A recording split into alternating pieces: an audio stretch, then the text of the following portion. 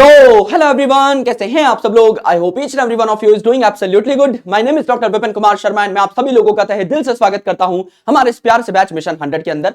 और आज हम लोग स्टार्ट करने वाले हैं हमारे 11th क्लास की बायोलॉजी के सिलेबस को एंड धीरे धीरे चलते चलते हौले हौले हम लोग बढ़ रहे होंगे हमारे 12th क्लास के लास्ट चैप्टर ऑफ बायोलॉजी तक।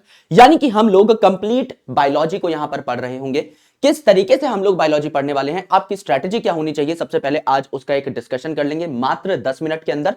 एंड देन हम लोग हमारे पहले चैप्टर के डिस्कशन की ओर बढ़ जाएंगे जिसका नाम है द लिविंग वर्ल्ड। तो लिविंग वर्ल्ड जो है ये एनसीईआरटी का one of the most smallest chapter है, लेकिन इस चैप्टर की एक खास बात यह है कि इस चैप्टर में थोड़ी सी डाइसीनेस है। डाइसीनेस कैसे सर? यहां पर ये जो चैप्टर है लिविंग वर्ल्ड, इसमें नई एनसीईआरटी में कुछ जो कंटेंट है वो काटा गया था, यानी कुछ कंटेंट ऐसा है जो कि आपका ओमिट किया गया था। लेकिन दुर्भाग्यवश वो जो आपका कंटेंट है वो एनटीए ने अपनी वेबसाइट पे से हटाया नहीं है। यानी वो जो कंटेंट है वो नीट एग्जामिनेशन में पूछा जा सकता है, नीट के सिलेबस में वो आज तक मेंशन्ड है। तो यहां पर पहले 4 टॉपिक्स हुआ करते थे द लिविंग वर्ल्ड चैप्टर के अंदर। पहला जो टॉपिक था वो था व्हाट इज लिविंग, उसके बाद था biodiversity, then taxonomical hierarchy and then taxonomic aids यानी टेक्सोनॉमी के टूल्स। अब टेक्सोनॉमिक एड्स जो है चौथा टॉपिक, वो एनसीईआरटी में से भी हटा दिया गया है एज वेल एज एनटीए के ऑफिशियल सिलेबस से भी हटा दिया गया है।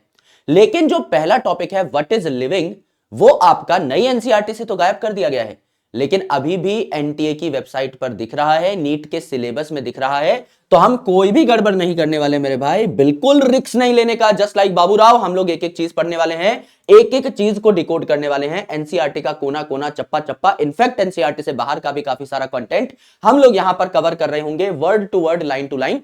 इसीलिए मैं आपको व्हाट इज लिविंग टॉपिक भी करा रहा हूंगा डिटेल में। उसको करने के फायदे क्या हैं? व्हाट इज लिविंग में आप कई सारी चीजों के बारे में जानकारी जुटा रहे होते हैं, आपको रिप्रोडक्शन के बेसिक्स पता लगते हैं।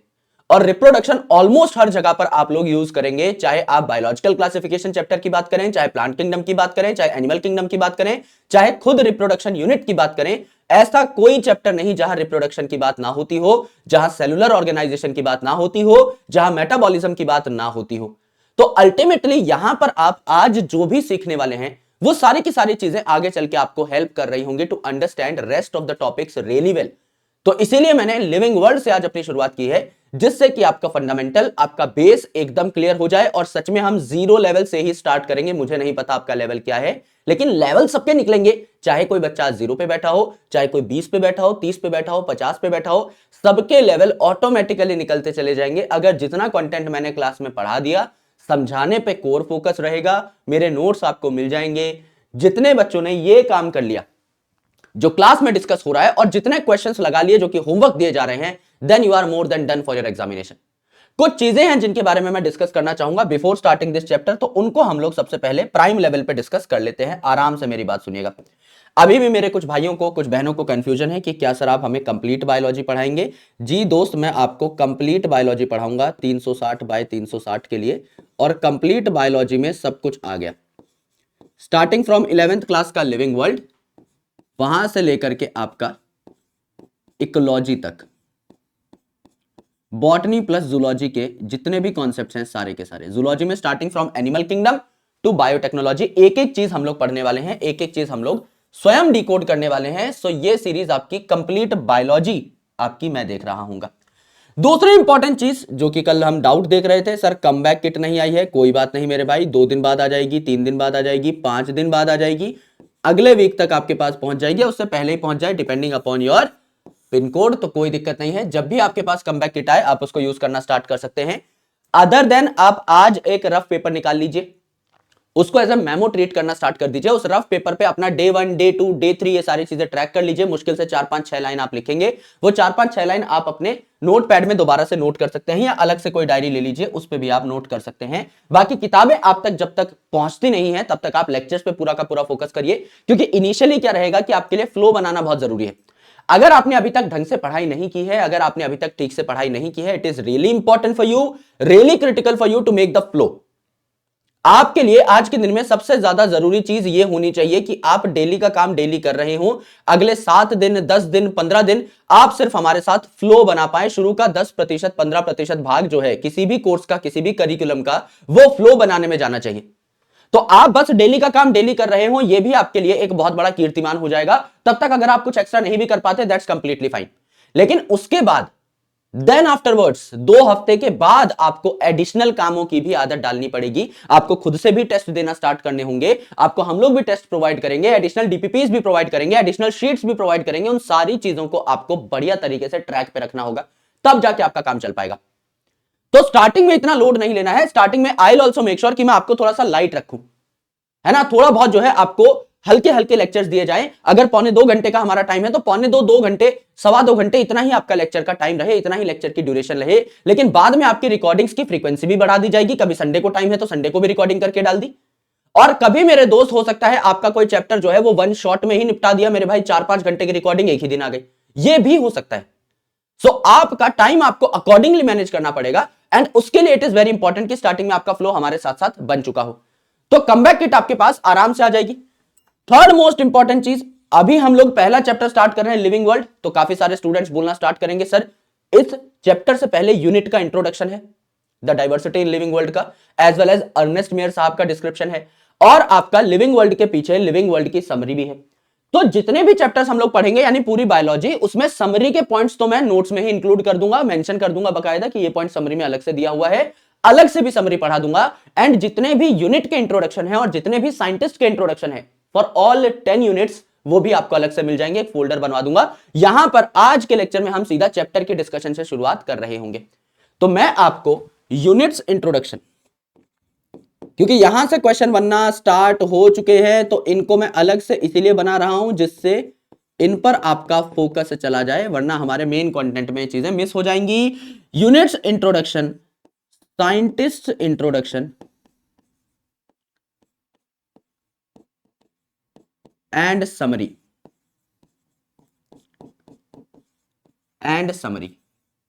ये सारी की सारी चीजें आपको दे दी जाएंगी, वेल इलेबोरेटेड दे दी जाएंगी। यानी कि हम लोग एनसीईआरटी कवर टू कवर पढ़ने वाले हैं, उसके बाहर भी हम लोग चीजें पढ़ रहे होंगे, लेकिन एनसीईआरटी का तो चप्पा चप्पा कोना कोना हम लोग एकदम छान लेंगे। एंड ट्रस्ट मी, क्लास में ही सारी चीजें याद हो रही होंगी अगर आप पूरे फोकस के साथ बातों को सुन लेते हैं। You just need a minor revision, उसके अलावा आपको कुछ भी नहीं करना पड़ेगा। ऑलराइट, तो हम यहां पर कंप्लीट बायोलॉजी पढ़ेंगे, कमबैक किट आपकी अवेलेबल हो जाएगी, यूनिट का इंट्रोडक्शन, साइंटिस्ट का इंट्रोडक्शन एंड समरी जो है आपको अलग से प्रोवाइड कर दी जाएगी, अलग से एक फोल्डर बना करके। उसके अलावा मेरे दोस्त, हम लोग एनसीईआरटी का सीक्वेंस फॉलो करेंगे। यानी मैंने यहां पर अपने सब्जेक्ट को बॉटनी और जूलॉजी में नहीं बांटा है, मैं एनसीईआरटी के सीक्वेंस से चलूंगा। फॉर एग्जांपल, एनसीईआरटी में पहला चैप्टर है लिविंग वर्ल्ड, जो कि बॉटनी का है, फिर बायोलॉजिकल क्लासिफिकेशन बॉटनी का है, प्लांट किंगडम बॉटनी का है, एनिमल किंगडम फिर जूलॉजी का है, फिर मॉर्फोलॉजी बॉटनी का है, एनाटॉमी बॉटनी का है, स्ट्रक्चरल ऑर्गेनाइजेशन जूलॉजी का है, फिर cell the unit of life botany का है, बायोमोलिक्यूल्स जूलॉजी का है, cell cycle cell division botany का है, फिर पूरी प्लांट फिजियोलॉजी बॉटनी की है, फिर पूरी ह्यूमन फिजियोलॉजी जूलॉजी की है। जिस हिसाब से आपका एनसीईआरटी में 11th क्लास में और 12th क्लास में सीक्वेंस दे रखा है, सेम उसी सीक्वेंस को हम लोग फॉलो करेंगे। हम लोग सीक्वेंस को छेड़ने वाले नहीं है, जिससे आपका भी एक बेहतरीन फ्लो तैयार हो, क्योंकि एनसीईआरटी बहुत सोच समझ के, बहुत बड़े बड़े धुरंधरों ने, बहुत बड़े बड़े साइंटिस्ट ने लिखी है, उन्होंने जेन्युइनली सोच समझ के ही एक फ्लो तैयार किया था। उसी फ्लो को हम लोग यहां पर टैकल करने वाले हैं, बिकॉज ये जो फ्लो है ये एक के ऊपर एक लेयर बनाता हुआ चलता है। अगर आपने लिविंग वर्ल्ड पढ़ लिया है, बायोलॉजिकल क्लासिफिकेशन में हेल्प मिलेगी, मैं आपको मिलती हुई दिखाऊंगा हेल्प। बायोलॉजिकल क्लासिफिकेशन पढ़ लिया है, उसके रेफरेंस से प्लांट किंगडम में हेल्प मिलती है। मॉर्फोलॉजी पढ़ लिया है, एनाटॉमी में हेल्प मिलती है। इसी प्रकार से बायोमोलिक्यूल्स पढ़ लिया है तो आगे चल के हेल्प मिलेगी, मॉलिक्यूलर बेसिस में भी मिलेगी, बायोटेक्नोलॉजी में भी मिलेगी। सो अल्टीमेटली चैप्टर्स का सीक्वेंस बहुत प्यारा तैयार किया हुआ एनसीईआरटी में, उसी चैप्टर सीक्वेंस को हम लोग फॉलो कर रहे होंगे। फिर एक और स्टूडेंट्स को डाउट था कि सर 18 अप्रैल दिखा रहा है आपकी कोर्स कंप्लीशन डेट, 18 अप्रैल। तो ऐसा नहीं है कि 18 अप्रैल को ही आपका कोर्स कंप्लीट हो रहा होगा, अप्रैल के फर्स्ट वीक में या उससे भी पहले आपका कोर्स कंप्लीट हो जाएगा। आपकी क्लासेस की ड्यूरेशन जो है बाद में मैं ऑटोमेटिकली धीरे धीरे ग्रेजुअली हल्की हल्की करके बढ़ाता चलूंगा, तो आपको प्रॉब्लम नहीं होगी। Now the most important thing कि गुरुजी हम तो जीरो पे खड़े हैं। पहली बात तो जीरो पे कोई बच्चा होता नहीं, जो अपने आप को जीरो पे कंसिडर करके चल रहे हैं मेरे भाई, you are in a myth. Zero पे टेक्निकली कोई बच्चा नहीं होता। अगर आपको बायोलॉजी के बारे में 10 सबसे इंपॉर्टेंट, सबसे जरूरी लाइंस भी पता है, then you are not standing at zero, you are at certain level, you are at certain points. उन पॉइंट्स को बस आपको इलेबोरेट करते हुए चलना है। तो यहां पर आपका मेन जो काम होना चाहिए वो होना चाहिए टू अंडरस्टैंड। यहां पर आपका मेन काम होना चाहिए टू अंडरस्टैंड द कॉन्सेप्ट्स, क्योंकि आपके पास टाइम बहुत कम है, तो आप कॉन्सेप्ट्स को समझिए, to understand the concepts and revise. जितनी बार चीजें रिवाइज कर सको उतनी बार रिवाइज करो, एंड जितने क्वेश्चन प्रैक्टिस कर सको उतने क्वेश्चन प्रैक्टिस करो। ये आपका मेन मोटो, ये आपका मेन मंत्र होना चाहिए। अगर ये आप कर गए तो आपका एग्जामिनेशन जो है आसानी से क्रैक हो जाएगा। क्योंकि मेरे दोस्त सबसे जरूरी होता है कि आप कॉन्सेप्ट्स को सीख लें, सबसे जरूरी होता है कि आप कॉन्सेप्ट्स को सीख लें बहुत बढ़िया तरीके से। और अगर आपने एक बार कंसेप्ट को समझ लिया है तो आप उसे कहीं भी इंप्लाई कर सकते हैं, कहीं भी इंप्लीकेट कर सकते हैं। और जितनी ज्यादा बार आप रिवीजन करेंगे, मल्टीपल टाइम अगर आप चीजों को देख रहे होंगे, तो आपके दिमाग में चीजें सेट होती चली जाएंगी। और जितना चीजें सेट होती चली जाएंगी, आपको दो ऑप्शंस में एलिमिनेशन करने में उतनी ही ज्यादा आसानी होगी। और प्रैक्टिस इस चीज को और ज्यादा प्रॉपर कर देगी आपके लिए। तो प्रैक्टिस आप कैसे कर सकते हैं? आप पीवाईक्यूज की प्रैक्टिस कर सकते हैं, जहां पर आपको 2013 से 2025 तक के पीवाईक्यूज सजेस्टेड होते हैं, लेकिन आप जो है उल्टा भी चल सकते हैं। यानी आपने 25 कर लिया, 24 कर लिया, 23 कर लिया, 22 कर लिया, 21 कर लिया, 20 कर लिया, पिछले 6 साल के कर लिए। और उसके बाद अगर आपका कोर्स कंप्लीशन के बाद टाइम मिला तो उसके पहले के सवाल आपने बाद में लगा लिए। उसके अलावा आपके टेस्ट होंगे, यहां पर रैंक बूस्टर टेस्ट होंगे, इन टेस्ट को आपने दे दिया। एआईटीएस आपको मिलेंगे, इन एआईटीएस को आपने दे दिया। अगर आपने रैंकर्स टेस्ट सीरीज ले रखी है ऑफलाइन वाली, तो आप ऑफलाइन टेस्ट दे सकते हैं, अलग अलग टेस्ट आप दे सकते हैं, राइट। इसके अलावा आपकी डीपीपी जो है एज वेल एज आपकी कट्टर शीट जो है ये आपको मिलेगी, इससे भी आप सवाल कर सकते हैं। और इसके अलावा जब आपकी कमबैक किट आएगी तो कमबैक किट में भी आपके पास बुक है, वो जो बायोलॉजी की ब्लैक बुक है, उससे भी आप सवाल सॉल्व कर सकते हैं। कई सारे सवाल आपके पास होंगे। मोटा मोटा मान करके चलिए कि दिन के अगर आप सब्जेक्ट वाइज भी 30-30, 40-40, 50-50 सवाल बना ले गए, you are more than done for your examination. इससे बाहर आपको जाने की जरूरत नहीं है। बस ये जो थ्योरी मैं आपको पढ़ा रहा हूं, इसको आप बार बार रिवाइज करते हुए चलेगा, क्योंकि हमारे पास वक्त की कमी है। ये आप भी जानते हैं, ये मैं भी जानता हूं। एंड दैट्स व्हाई मैंने आपके लिए तैयार किए हैं दुनिया के सबसे बेहतरीन नोट्स। दुनिया के बेहतरीन नोट्स क्यों कह रहे हैं सर? क्योंकि मेरा एक क्राइटेरिया है नोट्स को देखने का, और वो क्राइटेरिया बहुत सॉलिड है। वो क्राइटेरिया ये है कि पहली बात तो ये नोट्स जो हैं ये आपके फुलफिलिंग हो। फुलफिलिंग मतलब कुछ छूटे ना, सब कुछ इसमें कवर हो जाए। यानी अगर मैंने आपको नोट्स दे दिए और उसके बाद भी आप चिंता में हैं कि सर इससे पेपर आएगा या नहीं आएगा, तो मेरे नोट्स बनाने का कोई फायदा नहीं हुआ है। अगर एज अ टीचर मैं नोट्स दे रहा हूं, एज अ स्टूडेंट मैं सिर्फ वो बातें लिखूंगा नोट्स में जो मेरे लिए जरूरी है, जो मुझे नहीं आती या जो मुझे रिवाइज करने की जरूरत है। लेकिन एज अ टीचर तो मैं आपको सब कुछ ही देना चाहूंगा, मैं एक सोल रिसोर्स बनाना चाहूंगा जिससे आपका सारा का सारा काम हो जाए। तो मेरे जो नोट्स हैं वो फुलफिलिंग है। दूसरी इंपॉर्टेंट चीज, मेरे जो नोट्स हैं इसमें एनसीईआरटी नहीं छूटती, तो दे आर एनसीईआरटी बेस्ड। तीसरी इंपॉर्टेंट चीज जो कि इस यूएसपी को थोड़ा और खास बनाती है कि मेरे जो नोट्स हैं वो जेठालाल का साला होती हैं, यानी सुंदर होती हैं। अर्थात अगर आप मेरे नोट्स देख लेंगे तो आप पागल हो जाएंगे। आपको उतनी सुंदर हैंडराइटिंग में नोट्स बनाने में शायद बहुत टाइम लगे। अधिकतर स्टूडेंट्स की मैं बात कर रहा हूं, कुछ स्टूडेंट्स मुझसे भी अच्छे नोट्स बनाते हैं, पर भगवान की कृपा से मेरी राइटिंग जो है बहुत अच्छी रही है। तो मैं जब आपको डायग्राम्स, फ्लो चार्ट्स और नोट्स देता हूं तो अधिकतर स्टूडेंट उन नोट्स को पढ़ना प्रेफर करते हैं। और इसीलिए हमने अपनी किताब भी हाथ से लिखी थी जिसका नाम था बॉटनी में डीजी। अगर आपके पास वो किताब है तो सीधा सीधा बॉटनी का तो आपका जुगाड़ हो गया। जूलॉजी के भी मैं कोशिश करूंगा कि प्रिंटेड नोट्स आपको प्रोवाइड करने की कोशिश करूं। प्रॉमिस इसलिए नहीं कर रहा हूं क्योंकि मेरे पास खुद वक्त की बहुत कमी है, क्योंकि ये जो आपका बैच है ये भी मैंने आपके प्यार की वजह से लिया है कि यार इस बार पूरी बॉटनी जूलॉजी पढ़ानी ही है अपने जार्विस को, अपने स्टूडेंट्स को। सो यहां पर मैं प्रॉमिस नहीं कर रहा, लेकिन कोशिश ये रहेगी कि अगले 1-1.5 महीने में मैं आपको कुछ ना कुछ करके कोई प्रिंटेड नोट्स जूलॉजी के अपने ही हाथ से लिख के प्रोवाइड कर दूं। लेकिन प्रॉमिस नहीं है, बैच पे मैं पक्का प्रोवाइड कर दूंगा। अब वो प्रिंटेड फॉर्मेट में एज अ किताब की रूप में आपके सामने आ पाएगा या नहीं, वो मैं दावे से नहीं कह सकता, क्योंकि उसमें कई सारे और प्रोसेसेस हैं। पब्लिकेशन के लिए टीम को देना पड़ता है, देन प्रिंट होके आता है, देन आप तक डिस्पैच होता है। There is a very big loop. तो उस लूप पे मैं अभी कुछ कहना नहीं चाहूंगा, लेकिन वो जो नोट्स है ये सुंदर बनेंगे। आपको क्या करना है, आपको बस इन सुंदर नोट्स को बार बार रिवाइज करना है और अपनी क्लास में बैठ करके समझ लेना है इन नोट्स को, क्योंकि नोट्स अपने आप में बहुत डिटेल्ड नोट्स हैं, बहुत डिटेल्ड नोट्स हैं मेरे भाई। इसके बाहर कुछ जाने का चांस ही नहीं होता। करेक्ट। यहां पर एक एक चीज आपको, एक एक पॉइंट आपको बहुत इलेबोरेटेड मिलेगा। तो ये सारे के सारे नोट्स जो हैं आपको क्लास में ही मिल जाएंगे, और अलग से भी टेलीग्राम चैनल पर मैं आपको ये नोट्स प्रोवाइड कर दूंगा। तो टेलीग्राम चैनल जो है वो लास्ट स्लाइड पर मैंने उसका क्यूआर लगा दिया है, आप चाहें तो ज्वाइन कर सकते हैं। पीडब्ल्यू के एप्लीकेशन पे से भी आपको ये नोट्स मिल जाएंगे, जैसा आपको ठीक लगे वैसा आप कर सकते हैं। और टेलीग्राम पर अदर देन दिस कुछ शीट्स भी मैं प्रोवाइड करूंगा, तो वो भी अगर आप लेना चाहते हैं तो फ्री ऑफ कॉस्ट आप ज्वाइन कर सकते हैं। अब मेरे दोस्त, ये सारी चीजें हो गई, नोट्स आपको मिल गए, आपको कई सारे प्रैक्टिस शीट्स मिल गई, आपको डीपीपी मिल गई। अब इन सब में आपको सप्लीमेंटेशन टेक्निक यूज करनी है, which is my favourite technique. मैं हर बैच के स्टार्ट होने से पहले बताता हूं, कई बच्चों को शायद ना पता हो, इसीलिए मैं अपने मन की शांति के लिए दोबारा से सप्लीमेंटेशन टेक्निक के बारे में आपको बता देता हूं। सप्लीमेंटेशन टेक्निक मतलब कि कोई भी एग्जामिनर कोई भी क्वेश्चन फ्रेम कर सकता है।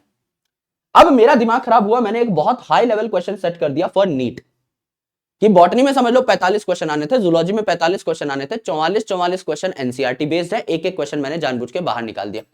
फॉर एग्जांपल एक हल्का सा एक क्वेश्चन निकाल दिया मैंने कि इकोसिस्टम टर्म किसने दी। अब टेंसली साहब ने टर्म दी है, पर समझ लो कि एनसीईआरटी में नहीं है, या फिर आपने स्किप कर दी गलती से, लेकिन ये चीज आपको पता तो लग गई ना फ्रॉम द टेस्ट जो आपने दिया। अगर टेस्ट में सवाल आया है तो आपको तो पता लग गया ना। तो आप क्या करें, उस टेस्ट पेपर में आए हुए सवाल को सिर्फ ये कैलकुलेट करके ना छोड़ दें कि ये क्वेश्चन मेरा गलत हुआ था। हर पेपर से आपको जो नई बात मिलती जा रही है, हर डीपीपी में आपके 2 क्वेश्चन जो गलत सॉल्व हुए हैं, जहां से आपको कोई नई बात मिल रही है, कोई और रिसोर्स अगर आपने हल्की फुल्की देखी चलते फिरते और वहां से आपको कोई नई चीज मिल रही है। एनसीईआरटी में कोई बात नहीं थी जो मैंने आपको समझाई, जो आपको पहले समझ में नहीं आई थी इस तरीके से, आपको कोई नया तरीका मिला, आपको कोई नया न्यूमोनिक मिला, उसको अपनी एनसीईआरटी में अपने नोट्स में ऐड करते हुए चले। इससे ज्यादा बेहतर कुछ नहीं होता। This is called as supplementation technique. मतलब every step makes your notes powerful. Every step makes your notes powerful, है ना। और अगर नोट्स बनाने का टाइम नहीं है, जो कि आपके पास सच में नहीं है, तो बॉटनी के लिए तो सीधा सीधा आप बॉटनी मेड इजी ले सकते हैं, कोई दबाव नहीं है आपके ऊपर। वैसे भारत की सबसे पसंदीदा बॉटनी किताब है, तो आप अगर पहले से है आपके पास तो इसमें नोट डाउन कर सकते हैं कुछ एडिशनल बातें। अदरवाइज आपकी NCERT book is more than sufficient, क्योंकि हमारा जो कंटेंट है वो सीधा सीधा एनसीईआरटी के एकदम पैरेलल चलेगा। तो एनसीईआरटी की कोई बात जो आपको एडिशनल समझ में आ गई है, उसका स्टिकी नोट जो है अपनी एनसीईआरटी पे चिपका लीजिए और एनसीईआरटी को रगड़ रगड़ के 10-12 बार पढ़ डालिए। नीट एग्जामिनेशन से पहले मैं अपने तरीके से ही आपको कई बार एनसीईआरटी पढ़ा रहा हूं। अब एक छोटी सी रिक्वेस्ट है, और वो रिक्वेस्ट बहुत गौर से सुननी है मेरे दोस्त। This request is the most important thing for today. Today is the day 1। आप सभी लोगों से हाथ जोड़ के विनती है, मेरे सारे छोटे भाई बहनों से हाथ जोड़ के विनती है कि इस 100 दिन के दौरान प्लीज टूटिएगा मत। मैं जानता हूं ये जो जर्नी है, इसमें एक ग्राफ होता है जो up down up down up down up down होता रहता है, लेकिन ओवरऑल जो आपका स्पाइक है वो ऊपर की तरफ ही होना चाहिए। मैं ये नहीं कह रहा कि ग्राफ कभी नीचे गिरता नहीं है, लेकिन वो उठे जरूर दोबारा। अगर आज आपने सिर्फ 6 घंटे काम किया है, कल मेक श्योर करिए कि आप 7 घंटा 7.5 घंटा काम करें। अगर मेरे भाई कल आपने 10 घंटा काम किया था, आप कोशिश करें कि अगर आपका टारगेट 12 घंटे का था, आज आप कुछ ना कुछ करके उसे कंपनसेट कर दें। This is really really important, क्योंकि आपके पास बहुत चुनिंदा दिन है। अब आप एक भी दिन वेस्ट करना अफोर्ड ही नहीं कर सकते, अब आपको अपने संडे को भी यूटिलाइज करना पड़ेगा। तो पहली बात तो बिल्कुल भी चिंता मत करिएगा, टूटिएगा मत। आपको जो कंटेंट मिल रहा है वो बहुत प्राइम लेवल का मिल रहा है। यहां पर ये लेक्चर जो पहला लेक्चर है ये यूट्यूब पर भी जाएगा। यूट्यूब के बच्चे जो है आपको कमेंट करके बता देंगे, अलग अलग बैचेस के बच्चे कमेंट करके बता देंगे कि बैच का कंटेंट इनफैक्ट कुछ ना कुछ हम लोग सोच रहे हैं कि क्रिस्प फॉर्मेट में ज्यादा ही दिया जाए, तो वो जो है बच्चे वैलिडेट कर देंगे। आप नीचे कमेंट्स देख सकते हैं।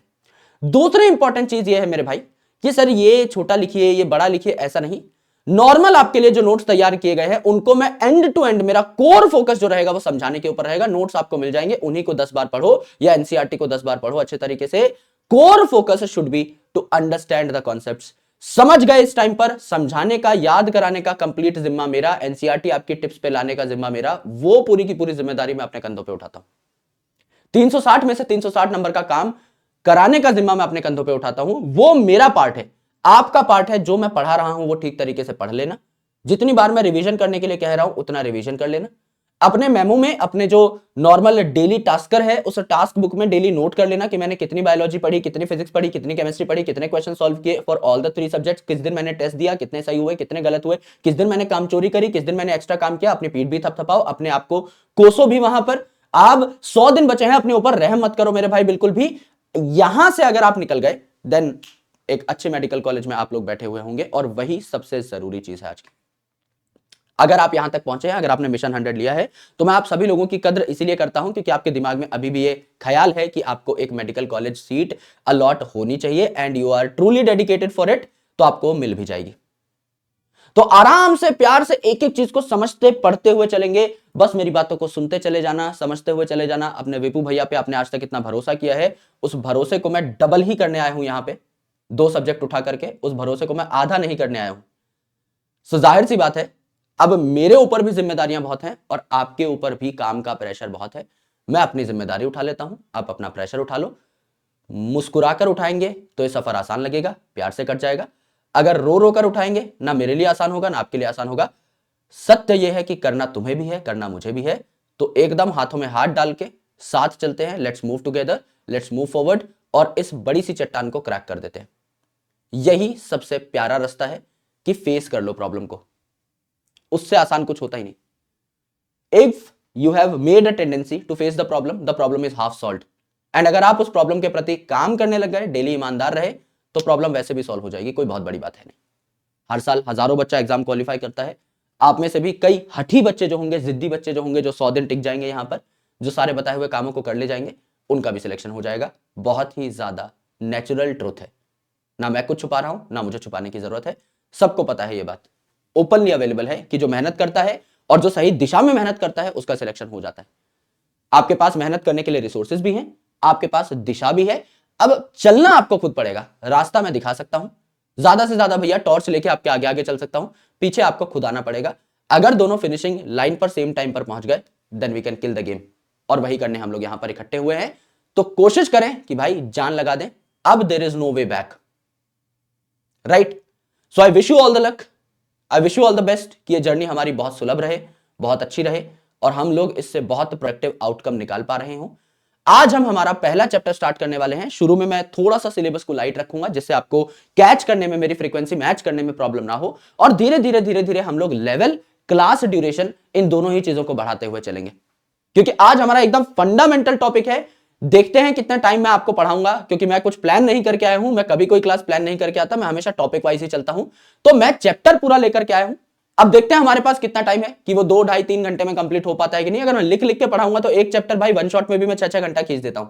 यहां पर मुनासिब वक्त है हमारे पास, उसी में खेलना है। So it is very important कि ज्यादा फोकस समझने पे और क्वेश्चन प्रैक्टिस पे हमारा हो। करेक्ट? तो मेरे भाई कुछ इस प्रकार के नोट्स आपको मिलेंगे। नोट्स बड़े प्यारे हैं, एकदम एचडी क्वालिटी नोट्स। अब छोटा लिखा है, बड़ा लिखा है, कोई टेंशन मत लेना मेरे भाई। जब ये ऐप में खुलेंगे, जब ये अच्छे तरीके से आपको दिखाई देंगे, बहुत प्यारे, एक एक मोती जैसा अक्षर मेरे भाई तुम्हारे लिए खुद मैंने हाथ से लिखा है और बहुत जग जग के नोट्स बनाए हैं मैंने। इतनी प्यारी चीजें हैं। When you are going to revise these notes, तब आपको पता लगेगा कि गुरुजी ने क्या बना दिया है यहां पर, विपू भैया क्या तैयार करके लेके आए थे, क्या मुजस्सिमा गढ़ा था, वो आपको तब पता लगेगा when you are going to revise these notes. और जब मैं एक एक करके पॉइंटर आपको समझाऊंगा, आपको पता लगेगा कि जितना आसान किसी नोट को बनाया जा सकता था, उतना ही आसान, उतना ही फुलफिलिंग, उतना ही एनसीईआरटी बेस्ड, सारी की सारी इंफॉर्मेशन इनकॉर्पोरेशन के साथ सब कुछ इस नोट के अंदर डाल दिया गया है। बहुत ही ज्यादा शिद्दत से लिखे गए हैं। कल मुझे 7-8 घंटे लग गए सिर्फ ये लिखने में, लेकिन हाँ, this is a one time effort. लेकिन जब आपके सामने आएगा मेरे भाई, मजा ही आ जाएगा। सो कई सारी चीजें हैं जो हम लोग डिस्कस कर रहे होंगे। So let's start with a topic जिसका नाम है कैरेक्टरिस्टिक एंड डिफाइनिंग फीचर्स, यानी हमारे चैप्टर का नाम है द लिविंग वर्ल्ड।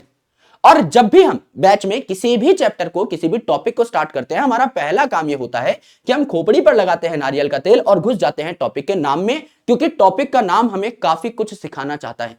टॉपिक के नाम में कई सारे रहस्य छुपे होते हैं। तो द लिविंग वर्ल्ड चैप्टर के नाम में क्या रहस्य छुपा हुआ है सर? लिविंग वर्ल्ड यानी एक वर्ल्ड है, एक दुनिया है जिसमें कई सारे लिविंग ऑर्गेनिज्म हैं। वो दुनिया क्या है? हमारा अर्थ। यानी हमारा जो अर्थ है, हमारा जो प्लेनेट है, हमारा जो गोला है, इसमें अलग अलग टाइप के लिविंग ऑर्गेनिजम्स रहते हैं। मेरे दोस्त, कितने अलग अलग टाइप के लिविंग ऑर्गेनिजम्स रहते हैं सर? 1.7 टू 1.8 मिलियन अलग अलग टाइप के लिविंग ऑर्गेनिजम्स रहते हैं। प्लांट्स, एनिमल्स, फंगस, अलग अलग टाइप के ऑर्गेनिजम्स हैं। कितने? 1.7 टू 1.8 मिलियन। 17 से 18 लाख अलग अलग प्रजातियां हैं जो हमारे अर्थ पे रहती हैं। अब सोच के देखो, जहां भी आप जाते हो आपको ह्यूमन बींग्स दिखाई देते ही हैं। अंटार्कटिका में भी कोई ना कोई ह्यूमन रह रहा होगा, है ना? किसी डेजर्ट में भी, सहारा डेजर्ट में भी कोई ना कोई ह्यूमन आपका घूमता हुआ दिख जाएगा। नॉर्मल प्लेन्स जो हैं, यानी मैदान जो हैं, नॉर्मल जंगल जो है, वहां भी कोई ना कोई ह्यूमन दिख जाएगा। और कितने सारे ह्यूमन हैं वर्ल्ड में, हमारे पास पॉपुलेशन काउंट भी है। भाई भारत की जो पॉपुलेशन है वो 150 करोड़ के आसपास है, यानी 1.5 बिलियन के आसपास है। और पूरी दुनिया की जो ह्यूमन पॉपुलेशन है वो 8 बिलियन के आसपास है। अब सोच के देखिए, ये जो 8 बिलियन का नंबर है, ये जो 8 अरब का नंबर है, ये सारे के सारे ह्यूमन बींग्स ही तो हैं।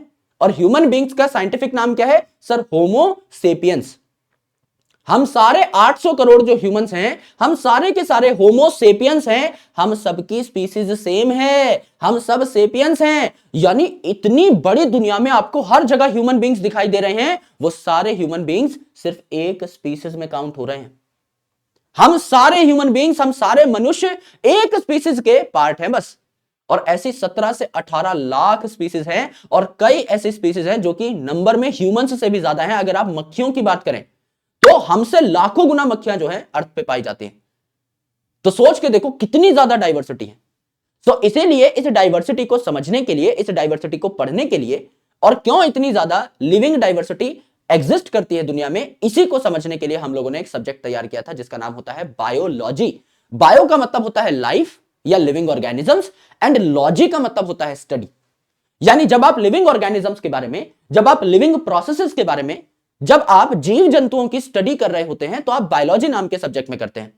और इस बायोलॉजी नाम के सब्जेक्ट को हम दो टुकड़ों में तोड़ देते हैं। पहला बॉटनी, जहां आप प्लांट के बारे में ज्यादातर चीजें समझ रहे होते हैं, और दूसरा जूलॉजी, जहां जू का मतलब ही होता है रिलेटेड टू एनिमल्स, तो वहां आप एनिमल्स के बारे में स्टडी कर रहे होते हैं। तो ये दोनों के दोनों जो सब्जेक्ट है ये हम लोग पढ़ने वाले हैं। And we are starting with the chapter living world. तो सबसे पहले हम ये देख ले भैया, लिविंग वर्ल्ड में पहले शब्द को डिकोड कर ले हम लोग कि लिविंग और नॉन लिविंग में फर्क क्या होता है आखिर। भाई अगर कोई लिविंग ऑर्गेनिज्म है, मैं हूं, और ये एक नॉन लिविंग चीज है, ये मेरा स्टाइलस है, ये मेरा पेन है, मुझमें और इस पेन में क्या डिफरेंस है? That should be the very first topic of my concern. जैसे अगर मैं बात बताऊं कि मैं चल सकता हूं, ये पेन खुद से नहीं चल सकता। इस पेन को मैं अगर यहां पे रख के चला गया तो ये पेन यहीं पर रहेगा कल तक, ये खुद से मूव नहीं कर सकता। मैं सोच सकता हूं, ये पेन नहीं सोच सकता। मैं सांस ले सकता हूं, ये पेन नहीं सांस ले सकता। मैं अपने खाने को पचा सकता हूं, इनफैक्ट मुझे खाने की जरूरत है, इस पेन को खाने की जरूरत नहीं है।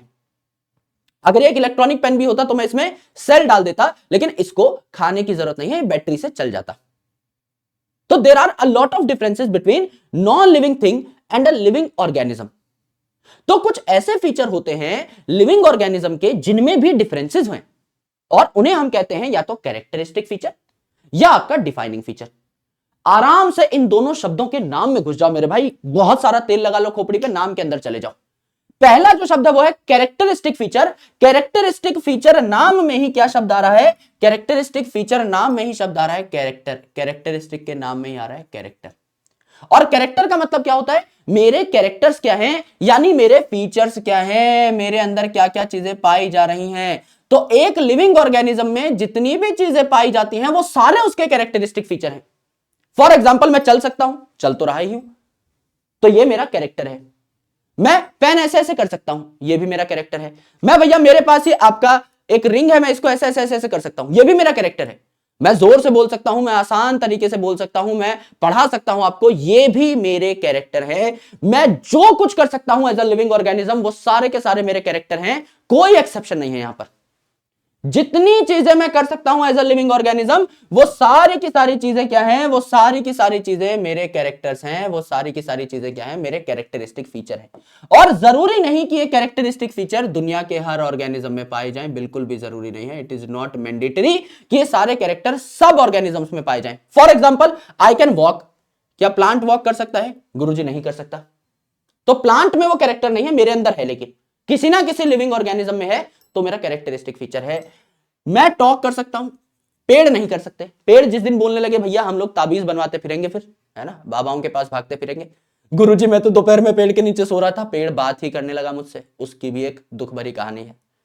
पेड़ ने जो है झंझना के, हिल के जो है मेरे ऊपर पत्ते झाड़ दिए, और पेड़ ने मुझसे बातचीत करना स्टार्ट कर दिया। बड़ी बातचीत हो गई मेरी इंडस्ट्री के लोगों से। मैं तो झटपटा के सक पका के वहां से भाग गया। गुरुजी अच्छा हुआ भाग गए, पेड़ बात करते हुए बढ़िया लगते भी नहीं है। तो मैं बात कर सकता हूं। कई एनिमल्स हैं जो कि बात नहीं कर सकते, है ना, जिनको आपने बोलते हुए, जिनकी आवाजें नहीं सुनी होंगी। स्नेल की आपने आवाज शायद ना सुनी हो, किसी इंसेक्ट की शायद आपने आवाज ना सुनी हो बात करते हुए स्पेसिफिकली।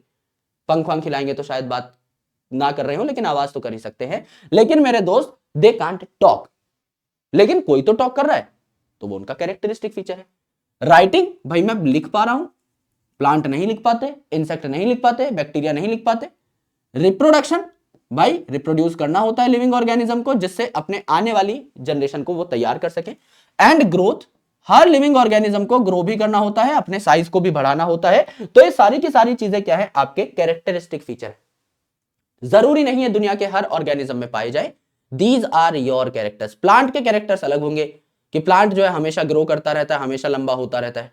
प्लांट की एक खास बात है, प्लांट में कुछ सेल्स होते हैं जिन्हें हम कहते हैं मेरिस्टेमेटिक सेल्स, और ये मेरिस्टेमेटिक सेल प्लांट को हमेशा ग्रो करने में हेल्प कर रहे होते हैं। यानी प्लांट की जो लेंथ है, प्लांट की लंबाई है, ये हमेशा बढ़ती रहती है। रूट की लंबाई भी हमेशा बढ़ती रहती है, शूट की लंबाई भी हमेशा बढ़ती रहती है। लेकिन सर एक टाइम के बाद हमें तो ऐसा लगता है कि प्लांट की ग्रोथ कांस्टेंट हो गई है। भाई चाहे साल में प्लांट 1 सेंटीमीटर ही क्यों ना बढ़े, बढ़ेगा जरूर। चाहे 1 मिलीमीटर ही क्यों ना बढ़े, बढ़ेगा जरूर। प्लांट की ग्रोथ होती रहती है। पर अब एक प्लांट इतना लंबा है तो उसमें आप 1 सेंटीमीटर को शायद ट्रैक ना कर पाए और आपको शायद दिखे ना। वो हो सकता है आपके लिए एविडेंट ना हो कि प्लांट ग्रो तो हुआ, लेकिन आप डेली अगर एक प्लांट को देख रहे हैं तो आपको ग्रो करता हुआ नहीं दिखाई देगा। That is very obvious. जब आपने एक बीज को जमीन में डाला और जब वो बीज फूट गया, जब वो बीज उग गया, तो अल्टीमेटली आपका प्लांट आपको धीरे धीरे धीरे धीरे शुरू में बढ़ता हुआ दिखाई देता है। कि एक प्लांट जो है शुरू में बहुत छोटा था, हरा भरा सा, फिर थोड़ा बड़ा हुआ, फिर थोड़ा बड़ा हुआ, फिर एक पेड़ में तब्दील हो गया। जब वो पेड़ में कन्वर्ट हो जाता है उसके बाद उसकी ग्रोथ हमें कम होती हुई दिखाई देती है, लेकिन ग्रोथ हो रही होती है। तो प्लांट का अपना फीचर है, प्लांट का अपना कैरेक्टर है ना। हमारे अंदर एक टाइम के बाद हाइट बढ़ना बंद हो जाती है, हमारा अपना कैरेक्टर है। तो मेरे जितने भी फीचर हैं वो सारे मेरे कैरेक्टरिस्टिक फीचर्स हैं। एक प्लांट में जितने भी फीचर्स हैं वो उसके कैरेक्टरिस्टिक फीचर हैं। एक बैक्टीरिया में जितने भी फीचर हैं वो उसके कैरेक्टरिस्टिक फीचर हैं, कोई एक्सेप्शन नहीं। जितनी चीजें लिख सकते हो उतनी चीजें लिख दो, दैट इज वेरी इंपॉर्टेंट। लेकिन मेरे दोस्त, व्हाट आर डिफाइनिंग फीचर? नाम में घुस जाओ। अगर आप ऑर्गेनिज्म का कोई भी कैरेक्टर लिख दो, कोई भी कैरेक्टर लिख दो, अगर आप ऑर्गेनिज्म का कोई भी कैरेक्टर लिख दो तो इसे हम कैरेक्टरिस्टिक फीचर कहते हैं। लेकिन मेरे दोस्त, अगर आप डिफाइनिंग फीचर की बात करें तो नाम में घुस जाइए। डिफाइनिंग मतलब ऐसा फीचर जो डिफाइन कर दे कि कौन लिविंग कौन नॉन लिविंग। यानी ऐसे फीचर जो लिविंग और नॉन लिविंग के बीच में कॉन्क्रीट डिफरेंस पैदा कर रहे हो। ऐसे फीचर्स जो दुनिया के सारे लिविंग ऑर्गेनिज्म में पाए जाते हो, कोई भी एक्सेप्शन नहीं होना चाहिए। प्लांट में भी मिलेंगे, बैक्टीरिया में मिलेंगे, फंगस में मिलेंगे, एनिमल में मिलेंगे, इंसेक्ट में मिलेंगे, सब में मिलेंगे। ऐसा फीचर जो दुनिया के हर लिविंग ऑर्गेनिज्म में पाया जाता हो, इसे मैं डिफाइनिंग फीचर कहूंगा, क्योंकि वो डिफाइन कर रहा है कि लिविंग ऑर्गेनिजम्स होते क्या है और किसी भी नॉन लिविंग चीज में ना मिल रहा हो।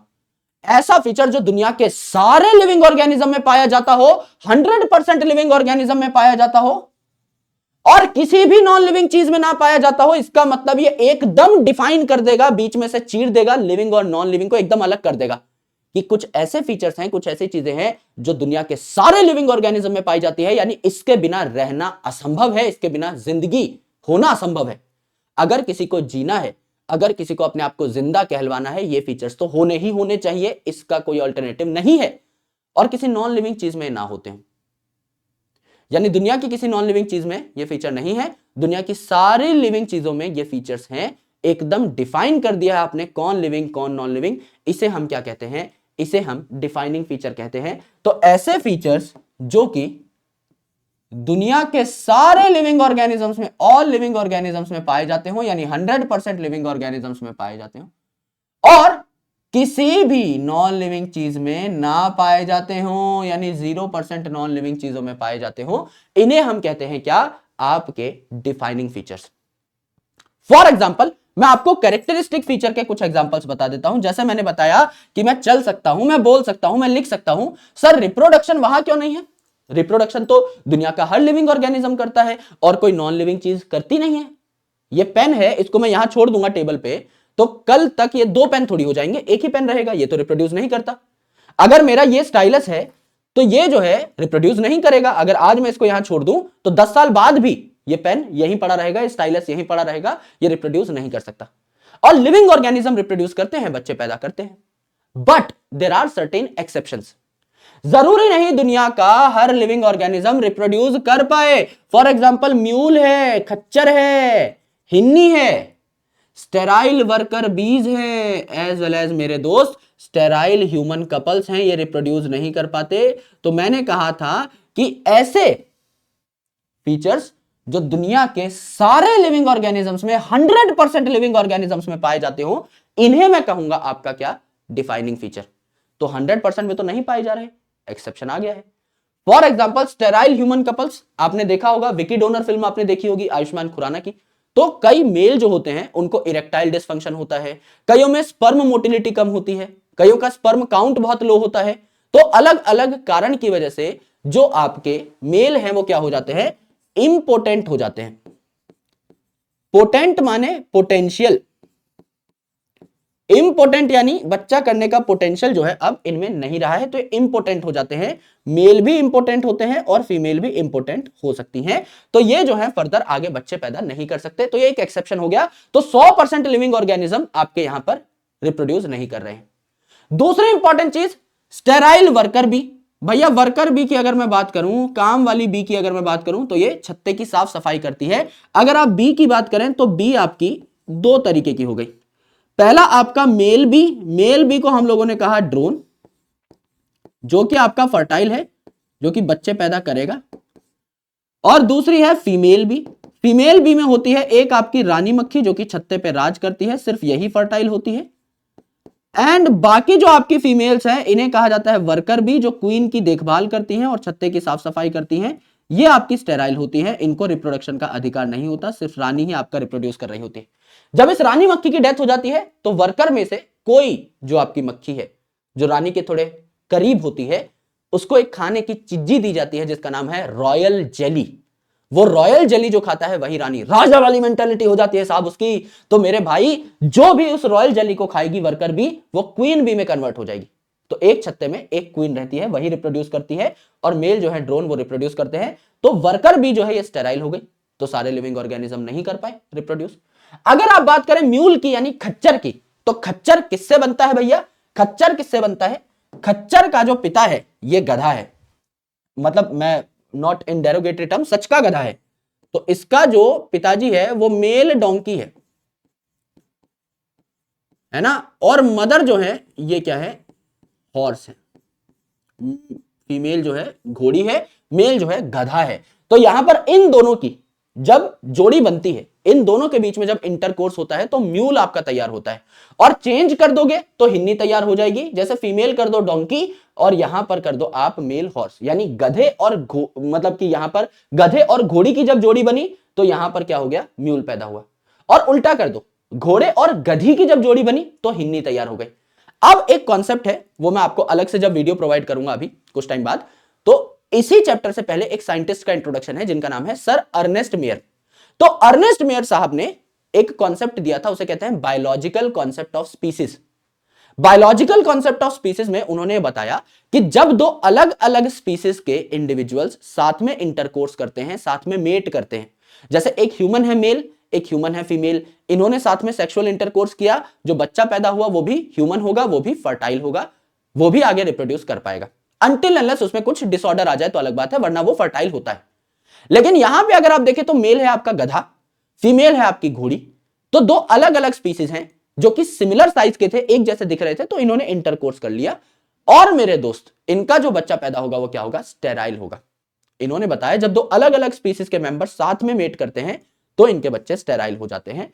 तो म्यूल जो है, हिन्नी जो है, ये भी आपके क्या हो गए, ये भी आपके रिप्रोड्यूस फर्दर नहीं कर सकते। तो 100% लिविंग ऑर्गेनिजम्स में नहीं पाया जा रहा है रिप्रोडक्शन। कुछ ऐसे ऑर्गेनिज्म है जो रिप्रोड्यूस नहीं कर सकते, इसीलिए इसको हम लोगों ने क्या कह दिया, एक कैरेक्टरिस्टिक फीचर कह दिया, डिफाइनिंग फीचर नहीं कहा। देयरफॉर आप कह सकते हैं reproduction is not a defining feature, therefore it is not a defining feature, not a defining feature. क्यों? क्योंकि डिफाइनिंग फीचर ऐसा फीचर है जो किसी भी नॉन लिविंग चीज में ना पाया जाए, तो कोई भी नॉन लिविंग चीज रिप्रोड्यूस नहीं करती, यहां तक सब ठीक है। पर जो 100% लिविंग ऑर्गेनिजम्स में पाया जाए, 100% लिविंग ऑर्गेनिज्म में नहीं पाया जा रहा, म्यूल एक्सेप्शन है, हिन्नी एक्सेप्शन है, स्टेराइल वर्कर भी एक्सेप्शन है, स्टेराइल ह्यूमन कपल एक्सेप्शन है, तो एक्सेप्शन कई सारे, इसीलिए ये एक डिफाइनिंग फीचर नहीं है। दूसरी इंपॉर्टेंट चीज, ग्रोथ की अगर मैं बात करूं तो दुनिया के सारे लिविंग ऑर्गेनिज्म ग्रो करते हैं, तो ये पहले क्राइटेरिया में फिट हो गया कि दुनिया का हर लिविंग ऑर्गेनिज्म ग्रो करेगा ही करेगा, पहला क्राइटेरिया ठीक है। और ग्रोथ के ट्विन कैरेक्टर्स हैं, यानी दो तरीके से आपकी ग्रोथ हो सकती है मेरे बंधु मेरे भाई, दो तरीके से आपकी ग्रोथ हो सकती है। किस किस तरीके से हो सकती है गुरुजी? इस तरीके से हो सकती है मेरे भाई। दो तरीके से ग्रोथ हो सकती है, या तो इंक्रीज हो जाए मास में, यानी कि आपका वजन बढ़ जाए। अगर आपका मास बढ़ा है, जब आप पैदा हुए थे चिंगे मिंगे से थे, अब आपका मास कंपैरेटिवली बढ़ा है। अब आप बोलोगे गुरुजी मैंने तो वेट लॉस कर लिया है, 5 केजी मैंने घटा दिया है। जब आप पैदा हुए थे उस कंपैरिजन में तो आपका मास आज भी ज्यादा है ना, दोबारा से 2.5 किलो के शिशु थोड़ी बन जाओगे। तो अल्टीमेटली आपका मास अगर बढ़ा है डाउन द लाइन वक्त के साथ, तो आप ग्रो कर चुके हो मेरे भाई। तो ये ग्रोथ अधिकतर ऑर्गेनिजम्स में देखने को मिलती है। इंक्रीज इन मास, या तो इंक्रीज इन मास हो रहा हो, या increase in number of individuals हो रहा हो। नंबर ऑफ इंडिविजुअल बढ़ रहे हैं, नंबर ऑफ सेल्स बढ़ रहे हैं। समझ लीजिए आपका एक बैक्टीरिया है, या समझ लीजिए आपका एक अमीबा है। आपका एक अमीबा है। अब ये अमीबा अगर आपका रिप्रोड्यूस करता है, ये अमीबा अगर रिप्रोड्यूस करता है तो 2 अमीबा बना लेगा, बना लेगा। यहां पर पेरेंट अमीबा कितने हैं गुरुजी? एक ही अमीबा हमने लिया था, लेकिन ये तो फटके 2 हो गए। बहुत अच्छी बात है। अगर आपका 1 से 2 हो गए तो क्या नंबर बढ़ गया है? इंक्रीज इन नंबर हो गया है, बिल्कुल हो गया है गुरुजी। Increase in number of individual हो गया, यानी बैक्टीरिया ने क्या कर ली है? ग्रोथ कर ली है। बैक्टीरिया ने ग्रोथ कर ली है। तो दुनिया के सारे लिविंग ऑर्गेनिजम्स में ग्रोथ होती है, यह बात करेक्ट है। लेकिन मेरे दोस्त, अब इंक्रीज इन मास अगर हो रहा है, इसे भी हम ग्रोथ कह रहे हैं, तो कोई सैंड माउंट है, कोई रेत का टीला है, उसके ऊपर और रेत आकर जमा हो गई तूफान के कारण। कोई माउंटेन है, इसके ऊपर बर्फ गिर गई, भैया ठंडी का मौसम चल रहा है, बर्फ गिर गई। तो सैंड माउंट जो है, जो माउंटेन है, इन दोनों का क्या वजन बढ़ गया? क्या इन दोनों का मास बढ़ गया? बिल्कुल गुरुजी, इन दोनों का मास बढ़ गया। और मास अगर बढ़ गया, देयरफॉर इन दोनों में ग्रोथ हुई है। हाँ गुरुजी, इन दोनों में ग्रोथ हुई है। और अगर इन दोनों में ग्रोथ हुई है, इसका मतलब हम कह रहे हैं कि नॉन लिविंग चीजें भी ग्रो कर सकती हैं। माउंटेन कोई लिविंग तो नहीं है। Non living things do grow. Non living चीजें भी ग्रो कर गई, और नॉन लिविंग चीजें अगर ग्रो कर गई तो भैया इसका मतलब ये वाला सेकंड क्राइटेरिया फॉलो नहीं हुआ। 100% सारे के सारे लिविंग ऑर्गेनिज्म ग्रोथ करते हैं, ये बात करेक्ट है। पहले क्राइटेरिया में हम जीत गए। लेकिन कोई भी नॉन लिविंग चीज ग्रो नहीं करनी चाहिए थी, या नॉन लिविंग चीजें भी ग्रो कर गई, इसका मतलब यहां हमारी बैंड जो है बज चुकी है। देयरफॉर हम यहां पर कह सकते हैं कि आपका ग्रोथ जो है, it is also not defining feature. Therefore not a defining feature, not a defining feature। एक डिफाइनिंग फीचर ये नहीं है। करेक्ट। तो सर डिफाइनिंग फीचर हैं कौन कौन से, बता दो ना। अभी बता देता हूं मेरे भाई। यहां पर देखिए, सेलुलर ऑर्गेनाइजेशन। सेल की परिभाषा क्या है? बच्चा बच्चा जानता है, अपने हाथ पे यहां पे लिखा लो मेरे भाई, टैटू करा लेना, पप्पू टैटू वाले से टैटू करा लेना यहां पर। Cell is the structural and functional unit of life. यानी अगर जिंदा रहना है, अगर अपने आप को लिविंग कहलाना है, अगर कहना चाहते हो कि तुम्हारे अंदर लाइफ है, तो cell is the structural and functional unit of that. वो एक छोटी इकाई है, वो एक छोटी यूनिट है, जो अपने आप को रिपीट कर करके आपकी पूरी बॉडी तैयार करती है। अगर मेरी बॉडी में ट्रिलियंस ऑफ सेल्स हैं, ये ट्रिलियंस के ट्रिलियंस सेल्स मेरी बॉडी को जो तैयार कर रहे हैं, हर सेल अपने आप में एक यूनिट है, वो अपने आप में जिंदा है ना। तो मेरे भाई, ये जो सेल्यूलर ऑर्गेनाइजेशन है, मतलब जो सेल है, ये बहुत इंपॉर्टेंट है। इसके बिना तो आप अपने आप को लिविंग कह ही नहीं सकते। फॉर एग्जाम्पल, वायरस पे डिबेट चलती है। वायरस को अभी हम लिविंग स्वीकार नहीं किए हैं। क्यों? क्योंकि वायरस के पास खुद का सेल नहीं है। सेल इज सो इंपॉर्टेंट कि वायरस को हम पढ़ते बहुत हैं, अगला चैप्टर आएगा बायोलॉजिकल क्लासिफिकेशन, पढ़ेंगे वायरस को, लेकिन वायरस को आज तक लिविंग का दर्जा नहीं दिया है। क्यों? सेल नहीं है ना उसके पास। तो मेरे भाई, सेल इज वेरी इंपॉर्टेंट। अगली चीज है मेटाबॉलिज्म। मेटाबॉलिज्म यानी आपकी बॉडी में होने वाले मेटाबॉलिक रिएक्शंस, आपकी बॉडी में होने वाले केमिकल रिएक्शंस। आपकी बॉडी किसकी बनी है? केमिकल्स की बनी है। आपके सेल्स किसके बने हैं? केमिकल्स के बने हैं। सेल्स में क्या है? प्रोटीन है, कार्बोहाइड्रेट है, न्यूक्लिक एसिड है, लिपिड है, अनेकों आपके आयंस हैं, different kind of chemicals, biomolecules हैं, जो आप चैप्टर पढ़ेंगे भी 11th क्लास में। मेरे भाई, जब आपकी बॉडी बनी इन मॉलिक्यूल्स की है, जब आपकी बॉडी बनी केमिकल की है, तो क्या एक केमिकल दूसरे केमिकल में कन्वर्ट होगा? बिल्कुल होगा। समझ लीजिए, मैंने आलू का पराठा खाया। आलू के पराठे में क्या है गुरुजी? स्टार्च है। जब आलू का पराठा मैंने खाया, तो स्टार्च को तोड़कर मैंने ग्लूकोज बना लिए। ग्लूकोज अलग अलग सेल्स को दे दिए, सेल्स में एनर्जी बन गई। वो जो ग्लूकोज है, एटीपी बना बैठा। बचा हुआ जो ग्लूकोज था, वो स्टोर होकर ग्लाइकोजन की फॉर्मेट में कन्वर्ट हो गया। तो एक ही चीज मैंने खाई थी, आलू का पराठा, लेकिन उससे स्टार्च से ग्लूकोज भी बन गया, ग्लाइकोजन भी बन गया, एटीपी भी बना ली, अलग अलग चीजें बना ली। तो एक केमिकल दूसरे केमिकल में कन्वर्ट होता रहता है हमारी बॉडी में। हमारी बॉडी में निरंतर हजारों रिएक्शन साथ साथ चल रहे होते हैं। जैसे ही ये रिएक्शन शट होंगे हमारा खेल खत्म। सिंपल सी बात यह है, अगर आपकी बॉडी में रिएक्शन चल रहे हैं, अगर आपका इंजन चल रहा है, आप जिंदा हैं। अदरवाइज मेरे भाई आप में और इस पेन में कोई डिफरेंस नहीं। Metabolism is the key. It is some total of all chemical reactions. आपकी बॉडी में जितने भी जिस प्रकार के भी केमिकल रिएक्शंस चल रहे हैं, जितने भी मेटाबॉलिक रिएक्शंस चल रहे हैं, उन सारे रिएक्शंस के सम को, टोटल को हम लोगों ने कह दिया मेटाबॉलिज्म। दुनिया के हर ऑर्गेनिज्म में मिलेगा ही मिलेगा और किसी भी नॉन लिविंग चीज में नहीं मिलेगा। जैसे किसी भी नॉन लिविंग चीज में आपको सेल नहीं मिलेगा। वायरस के पास खुद का सेल नहीं है, इस पेन के पास खुद का सेल नहीं है, इस स्टाइलस के पास खुद का सेल नहीं है किसी के पास सेल। लिविंग ऑर्गेनिज्म में सबके पास है। एक बैक्टीरिया भी देखोगे यूनिसेलुलर है, एक सेल उसके पास भी है। अमीबा देखोगे यूनिसेलुलर है, एक सेल इसके पास भी है। मेरे पास ट्रिलियंस ऑफ सेल्स है। तो लिविंग ऑर्गेनिज्म में सब के पास सेल होगा, नॉन लिविंग चीजों में किसी के पास सेल नहीं होगा। लिविंग ऑर्गेनिज्म सारे केमिकल रिएक्शन दिखाएंगे, नॉन लिविंग चीज जो है वो मेटाबॉलिक रिएक्शंस नहीं दिखाती। मेटाबॉलिक रिएक्शन नहीं दिखाएगी। ये पेन है, खुद से मेटाबॉलिक रिएक्शन नहीं दिखाएगा, इसके अंदर कोई एंजाइम नहीं है। तीसरी चीज है कॉन्शियसनेस, सबसे इंपॉर्टेंट। इसे हम कहते हैं बाप feature of all the features. बाप फीचर है कॉन्शियसनेस। कॉन्शियसनेस मतलब अपने एनवायरमेंट के प्रति जागरूक होना, अपने आसपास होने वाली चीजों को सेंस कर लेना, एनवायरमेंटल चेंजेस को सेंस कर लेना एंड उसी प्रकार से रिस्पॉन्स जाहिर करना। और हर कोई करता है ये, क्योंकि डिफाइनिंग फीचर है। हर ऑर्गेनिज्म अपने आसपास के एनवायरमेंट को सेंस करता है। फॉर एग्जांपल समझ लीजिए मैं एक बैक्टीरिया हूं और बैक्टीरिया को मारने के लिए आपने एक दवाई छिड़क दी है। मैं एक बैक्टीरिया हूं और मुझे मारने के लिए आपने दवाई छिड़क दी। पहले तो मैं सेंस करूंगा कि कोई दवाई है, कोई ड्रग है, कोई एंटीबायोटिक है जो मेरे ऊपर हमला कर रही है, नंबर 1। दूसरा, मैं रिस्पॉन्ड करूंगा, I will lock my membrane. मैं मेम्ब्रेन लॉक कर लूंगा कि यह दवाई कहीं मेरे अंदर ना आ जाए। मैं उस दवाई से बच पाऊंगा नहीं बच पाऊंगा, दैट्स अनदर थिंग। मैं कोशिश जरूर करूंगा। यह मेरा मोटो है। मैं दवाई से बच सकता हूं नहीं बच सकता हूं मुझे नहीं पता, लेकिन मैं रिस्पॉन्ड जरूर करूंगा। एक आपका प्लांट है, प्लांट को पानी की कमी महसूस होने लगी तो उसने क्या किया, अपने स्टोमेटा बंद कर लिए कि पानी और ना उड़ाऊं मैं। तो पहले उसने सेंस किया कि भाई पानी तो खत्म हो गया है टंकी में, मेरे पास और पानी आ नहीं रहा है, तो मैं अपने सारे के सारे पोर्स, सारे के सारे छेद बंद कर लेता हूं, कहीं पानी उड़ ना जाए। जितना मेरे पास पानी है कहीं वो ना उड़ जाए, उसकी मैं रक्षा कर लूं। तो प्लांट ने भी पहले सेंस किया फिर रिस्पॉन्ड किया। सिमिलरली आप भी सेंस और रिस्पॉन्ड करते हो। भाई गर्मी लग रही है ना, टी शर्ट जो है इसको उतार देते हैं, बंडी में घूमते हैं, दैट इज सेंस। पहले सेंस किया गर्मी लग रही है, फिर अकॉर्डिंगली एक्ट कर दिया। ठंडी लग रही है, भैया एक कम्बल और ओढ़ लेता हूं। पहले सेंस किया कि क्या हुआ है, ठंड लग रही है, टेम्परेचर कम हो रहा है, कम्बल ओढ़ लेता हूं, दिस इज रिस्पॉन्स। कुछ भी आप अगर सेंस कर रहे हैं अपने आसपास और उसी प्रकार का रिस्पॉन्स जाहिर कर रहे हैं, यू आर कॉन्शियस। एंड इस दुनिया के सारे living organism without any exception are conscious in nature.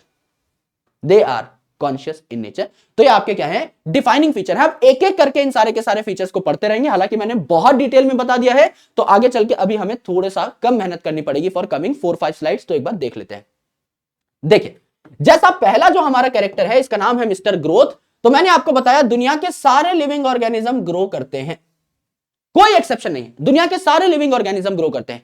कोई यूनिसेलुलर ऑर्गेनिज्म है, वो भी इसी फिराक में रहता है कि कब मैं थोड़ा सा बड़ा हो जाऊं और कब मैं डिवाइड करके 2 सेल बना लूं। तो increase in number of individuals हो रहा है, तो ये भी ग्रो करते हैं। यस, लेकिन मेरे बंधु मेरे भाई, नॉन लिविंग चीजें भी ग्रो कर रही थी, जैसे माउंटेन्स, रेत का टीला, इनका भी मास बढ़ रहा था। इसीलिए इसको एक डिफाइनिंग फीचर हम नहीं कह रहे थे। लिविंग ऑर्गेनिज्म तो सारे ग्रो कर रहे थे, क्योंकि ग्रोथ के थे ट्विन कैरेक्टर्स। 2 तरीके से ग्रोथ हो सकती है, या तो इंक्रीज हो जाए मास में, किसी चीज का वजन बढ़ जाए, या इंक्रीज हो जाए in the number of individuals. जैसे अमीबा बनाकर दिखाया था कि एक अमीबा से 2 अमीबा बन गए थे, जैसे यहां एक बैक्टीरिया से 2 बैक्टीरिया बन रहे हैं, तो नंबर ऑफ इंडिविजुअल्स बढ़ रहे हैं। अब मेरे भाई इस डायग्राम को बहुत गौर से देखो। एक बैक्टीरिया से मैंने 2 बैक्टीरिया बना दिए। एक बैक्टीरिया से 2 बैक्टीरिया बनना, इस प्रोसेस को हम क्या कह सकते हैं, आराम से सुनिए। सबसे पहले क्या इस प्रोसेस को मैं सेल डिवीजन कह सकता हूं? सर बिल्कुल कह सकते हैं। क्यों? एक सेल है, बैक्टीरिया जो है it is unicellular. Unicellular, uni यानी एक, सेलुलर माने सेल, यानी यहां पर ये जो बैक्टीरिया है इसमें एक ही सेल है, इसकी बॉडी एक सेल की बनी हुई है। एक सेल से अगर मैं 2 सेल बना दूं, एक सेल से अगर मैं 2 सेल बना दूं, तो क्या सेल डिवीजन हुई है? हुई है गुरुजी। दूसरी इंपॉर्टेंट चीज, अगर मैं कह रहा हूं कि एक बैक्टीरिया से मैंने 2 बैक्टीरिया बना दिए, एक बैक्टीरिया से 2 नए बैक्टीरिया बना दिए, इसी को रिप्रोडक्शन कहते हैं। बैक्टीरिया ने रिप्रोड्यूस करके अपना नंबर बढ़ा लिया, बिल्कुल।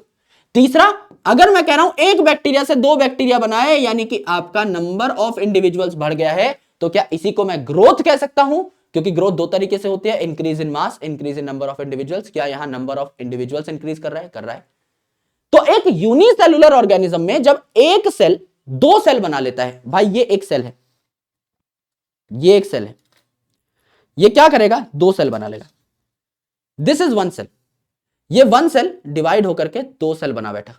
अब एक सेल से दो सेल बने, सेल डिवीजन कह लो। एक बैक्टीरिया से दो बैक्टीरिया बने, रिप्रोडक्शन कह लो। एक बैक्टीरिया से दो बैक्टीरिया बने तो बैक्टीरिया का नंबर डबल हो गया, बैक्टीरिया का नंबर बढ़ गया, नंबर ऑफ इंडिविजुअल्स बढ़ गया, इसका मतलब ग्रोथ कह लो। तीनों चीजें सेम है, एक चीज कराने जाओगे तीनों हो जाएंगे। एक बाम तीन काम, झंडू बाम, वो वाला इसका कंसेप्ट है। सेल डिवीजन कराने जाओगे रिप्रोडक्शन भी हो जाएगी, ग्रोथ भी हो जाएगी, ग्रोथ कराने जाओगे रिप्रोडक्शन भी हो जाएगी, सेल डिवीजन भी हो जाएगी। तीनों चीजें आपस में इंटरडिपेंडेंट है, एक साथ हो जाती हैं। तो इन यूनिसेलुलर ऑर्गेनिजम्स, चाहे आपकी ग्रोथ हो, चाहे आपकी सेल डिवीजन हो, या चाहे आपके रिप्रोडक्शन हो, ये आपके म्यूचुअली इंक्लूसिव इवेंट्स हैं। इंक्लूसिव मतलब एक दूसरे के साथ हो जाते हैं, तो इन्हें इंटरडिपेंडेंट इवेंट्स कहते हैं, एक दूसरे पे डिपेंड करते हैं। एक कराने जाओगे दूसरा मुफ्ती हो जाएगा। लेकिन अगर आप मल्टी सेलुलर ऑर्गेनिजम्स की बात करते हैं, समझ लीजिए भैया मैं ही हूं मल्टी सेलुलर ऑर्गेनिज्म। अब समझ लीजिए मैं निकला घर से गड्डी लेके, अपनी दो पहिया गड्डी लेके जो है मैं चला भैया, साइकिल पे चला, दोस्त मिल गया, और भाई क्या हाल चाल, आगे देखा नहीं, गटर में गिर गया, दोनों आगे के दांत टूट गए, ऊपर वाला होठ जो है ये भी फूल गया, सूज गया, रेमो डी सूजा बन गया मेरा होठ। तो मेरे भाई अब ये जो होठ है जहां पे चोट लगी है, चोट लगी होठ पे, दिल पे नहीं होठ पे, तो ये जो होठ है ये जो है अब हील होगा। मेरी बॉडी पे कहीं चोट लगी है तो वहां सेल डिवीजन होगा, हीलिंग होगी। तो सेल डिवीजन होगा, पर क्या इस टाइम पे मैं रिप्रोड्यूस कर रहा हूं? नहीं गुरुजी। क्या इस टाइम पे मेरी हाइट बढ़ रही है? नहीं गुरुजी। सेल डिवीजन अकेला हो रहा है।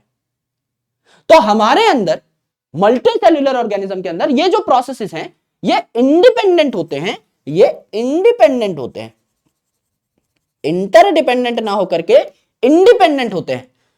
तो इन यूनिसेलुलर ऑर्गेनिज्म ये तीनों प्रोसेस साथ हो रहे हैं, एक दूसरे के साथ इंक्लूडेड हैं, इसीलिए इसे कहा इंक्लूसिव इवेंट। और मल्टी सेलुलर ऑर्गेनिज्म में ये जो आपके प्रोसेसेस हैं अलग अलग होते हैं, इन्हें कहते हैं एक्सक्लूसिव इवेंट। एक्सक्लूसिव मतलब एकदम स्पेशली होते हैं, अलग अलग होते हैं, जिसकी जरूरत है वो इवेंट होगा, सारे साथ साथ नहीं होंगे, तो एक दूसरे के इंडिपेंडेंट है। तो यूनिसेलुलर ऑर्गेनिज्म में तीनों प्रोसेसेस साथ होंगे, इंक्लूसिव होंगे, इंटरडिपेंडेंट होंगे। और एक मल्टी सेलुलर ऑर्गेनिज्म में इंडिपेंडेंट होते हैं, अलग अलग हो सकते हैं, यानी म्यूचुअली एक्सक्लूसिव इवेंट्स होते हैं। अब अगर आप ग्रोथ की बात करें मेरे भाई, तो ये ग्रोथ अगर आप प्लांट में देखें तो मैंने आपको बताया कि प्लांट में जो है पूरी जीवन भर ग्रोथ होती रहती है, इनकी हाइट बढ़ती रहती है, बिकॉज प्लांट में मेरिस्टेमेटिक सेल्स होते हैं। ये बात आप जानेंगे मॉर्फोलॉजी और एनाटॉमी चैप्टर में। और यहां पर ये जो मॉर्फोलॉजी और एनाटॉमी में आप डायग्राम भी बनाकर देखेंगे, ये जो मेरिस्टेमेटिक सेल्स है कंटिन्यूअसली डिवाइड करते रहते हैं। इनका नाम ही है मेरिस्टेमेटिक सेल, यानी मेरिस्टम का मतलब ही होता है ऐसा इलाका जहां कंटिन्यूअस डिवीजन होती रहे, लगातार सेल्स डिवाइड करते रहे, तो प्लांट की लंबाई जो है वो हमेशा निरंतर बढ़ती रहती है, कभी नहीं रुकती। चाहे ग्रोथ होना कम हो जाए, लेकिन ग्रोथ कभी भी एकदम एब्सोल्युटली जीरो नहीं होगी, एकदम हॉल्ट नहीं होगी, यह आपको समझना है। लेकिन अगर आप बात करें एनिमल्स की, अगर आप ह्यूमंस की ही बात करें, तो एक सर्टेन एज तक हमारी हाइट बढ़ती है, वहीं तक हमारे अंदर ग्रोथ होती है। उसके बाद हमारी बॉडी के कुछ सेल्स जो हैं, कुछ टिश्यूज जो हैं, सिर्फ यही डिवाइड करते रहते हैं, इधर हमारी बॉडी को हील करने के लिए, कहीं चोट लग गई है तो, या टू रिप्लेस लॉस्ट सेल्स। समझ लीजिए भैया मैं बात करूं अपनी आरबीसी की, यानी रेड ब्लड सेल की, तो हमारे रेड ब्लड सेल की जो लाइफ स्पैन है कितनी है? 120 डेज की है। 120 डेज यानी मोटा मोटा आप कह सकते हैं 4 मंथ का लाइफ स्पैन है। तो 4 मंथ बाद हमारी ये जो आरबीसी हैं ये आपकी मर जाती हैं, इनकी लाइफ स्पैन कंप्लीट हो जाती है, तो इन्हें हम कब्र में भेज देते हैं, ग्रेवयार्ड में भेज देते हैं। क्या है इनका ग्रेवयार्ड? स्प्लीन। तो हम जो है आरबीसी की डेथ के बाद उसे ग्रेवयार्ड ऑफ आरबीसी में यानी स्प्लीन में भेज देते हैं, जहां डिस्ट्रॉय कर दिया जाता है, चिथड़े उड़ा दिए जाते हैं मरी हुई आरबीसी के। तो नई आरबीसी भी बनानी पड़ेगी, यानी ब्लड सेल्स कंटिन्यूअसली बनते रहने चाहिए, तो वो भी हमारी बॉडी में बन रहे हैं, यानी कुछ सेल्स हमारी बॉडी में निरंतर बनते चले जा रहे हैं, है ना, रिप्लेस होते जा रहे हैं, पुराने सेल मर रहे हैं नए आ रहे हैं, पुराने सेल मर रहे हैं नए आ रहे हैं। और कभी आपको चोट लगी है तो हीलिंग के लिए भी नए सेल्स बनते हैं, लेकिन आपकी बॉडी एक टाइम के बाद ग्रो करना बंद कर जाती है। तो एनिमल की बॉडी एक टाइम के बाद ग्रो नहीं करती, जबकि प्लांट की बॉडी जो है आपकी कंटिन्यूअसली लाइफ लॉन्ग ग्रो करती रहती है, अपनी हाइट बढ़ाती रहती है, अपनी हाइट बढ़ाती रहती है। तो प्लांट की हाइट जो है ये आपकी क्या होती है, कंटिन्यूअसली बढ़ती रहती है। यस, ये हम लोगों ने देखा। This is about growth. थोड़ी और बातें हैं ग्रोथ के बारे में, वो भी हम लोग कर लेते हैं। जैसा मेरे बंधु, मेरे भाई, मैंने आपको बताया था कि ग्रोथ जो है ये सेल डिवीजन से होती है।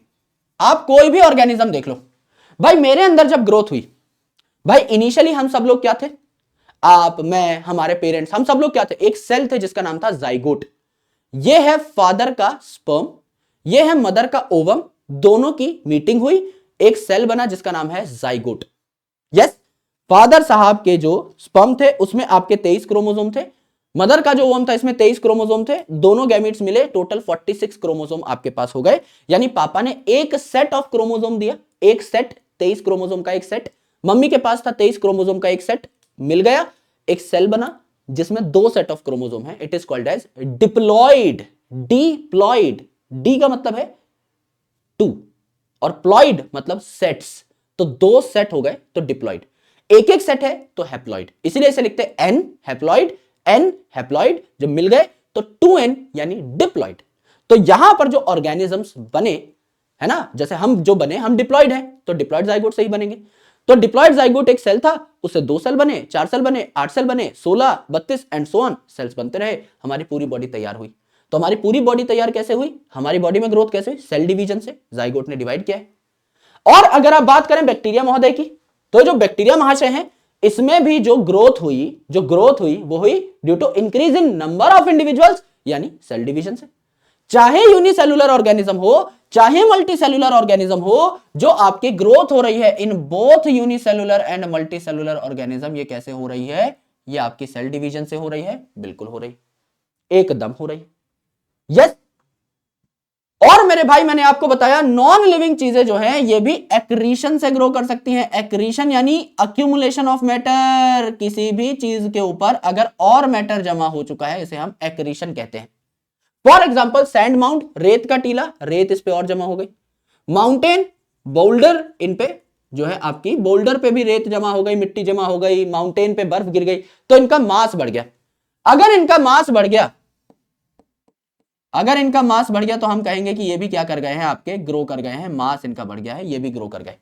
अगर ये ग्रो कर गए तो हम ये कह सकते हैं कि नॉन लिविंग चीजें भी ग्रो कर सकती हैं। देयरफॉर आपका ग्रोथ एक डिफाइनिंग कैरेक्टर नहीं है, डिफाइनिंग फीचर नहीं है। तो नॉन लिविंग चीजें भी ग्रो कर पा रही हैं तो growth is not a defining feature, इसको हम डिफाइनिंग फीचर नहीं कहते। दुनिया के सारे लिविंग ऑर्गेनिज्म ग्रो करते हैं, पहला क्राइटेरिया हमारा फुलफिल हो गया कि 100% लिविंग ऑर्गेनिज्म ग्रो करते हैं, अच्छी बात है। पर कोई नॉन लिविंग चीज ग्रो नहीं करनी चाहिए थी, नॉन लिविंग चीज भी यहां ग्रो कर रही। समझ लीजिए मैं अपनी गाड़ी जो है किसी के गार्डन में खड़ी करके चला गया, वहां ऊपर जो है ऊर्जा काले कामा कामा उड़ रहे थे और उन्होंने मेरी गाड़ी के ऊपर अपना प्यारा सा मसाला जो है वो गिरा दिया। और 20 दिन के लिए मैं अपने गांव गया था, 20 दिन में मेरी गाड़ी का वजन 1.5 गुना हो गया उनके मसाले की वजह से। तो अब गाड़ी का भी मास बढ़ गया है, तो technically it is grown. According to the definition of growth ये ग्रो कर गई क्योंकि उसका मास बढ़ गया है, राइट। तो that's why it is not a defining feature. वो लिविंग नॉन लिविंग को अलग नहीं कर रही है, नॉन लिविंग चीज भी तो ग्रो कर गई, हम भी ग्रो करते हैं, तो डिफरेंस कहां आया, नहीं आया, तो डिफाइनिंग नहीं बोले। Dead organisms do not grow, मृत ऑर्गेनिज्म ग्रो नहीं करते हैं। दुनिया के सारे लिविंग ऑर्गेनिज्म ग्रो करते हैं, dead organisms do not grow. अब एक खास चीज है, अब एक स्पेशल चीज है, इसको गौर से देखिएगा। सबसे इंपॉर्टेंट बात है, लिविंग ऑर्गेनिज्म में इंटरनल ग्रोथ होती है। यानी लिविंग ऑर्गेनिज्म की अगर आप बात करें तो आपके ऊपर तो कोई पपड़ी नहीं बन रही है, क्या आपके ऊपर मिट्टी आकर के जमा हो गई, आपके ऊपर स्नोफॉल हो गया, आप अंदर से ग्रो कर रहे हैं वाया सेल डिवीजन। ये सिर्फ लिविंग ऑर्गेनिज्म कर सकते हैं, तो it is the defining feature. अगर कोई पूछ ले इंटरनल ग्रोथ, अगर कोई पूछ ले सिर्फ ग्रोथ, क्या ये डिफाइनिंग फीचर है, नहीं सर।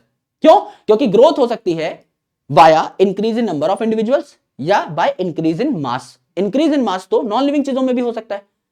तो growth is not a defining feature of living organism. But कोई पूछे इंटरनल ग्रोथ, इंटरनल ग्रोथ सिर्फ और सिर्फ लिविंग ऑर्गेनिज्म में ही हो सकती है, नॉन लिविंग चीजों के बस की बात नो है। तो मेरे भाई आपकी इंटरनल ग्रोथ जो है this is a defining feature, ये सब में नहीं होती, सिर्फ और सिर्फ लिविंग ऑर्गेनिज्म में ही सेल डिवीजन होगी। तो इंटरनल ग्रोथ मतलब वाया सेल डिवीजन। अब सिर्फ लिविंग ऑर्गेनिज्म में ही अगर सेल होते हैं तो सेल डिवीजन भी सिर्फ और सिर्फ लिविंग ऑर्गेनिज्म में होगी।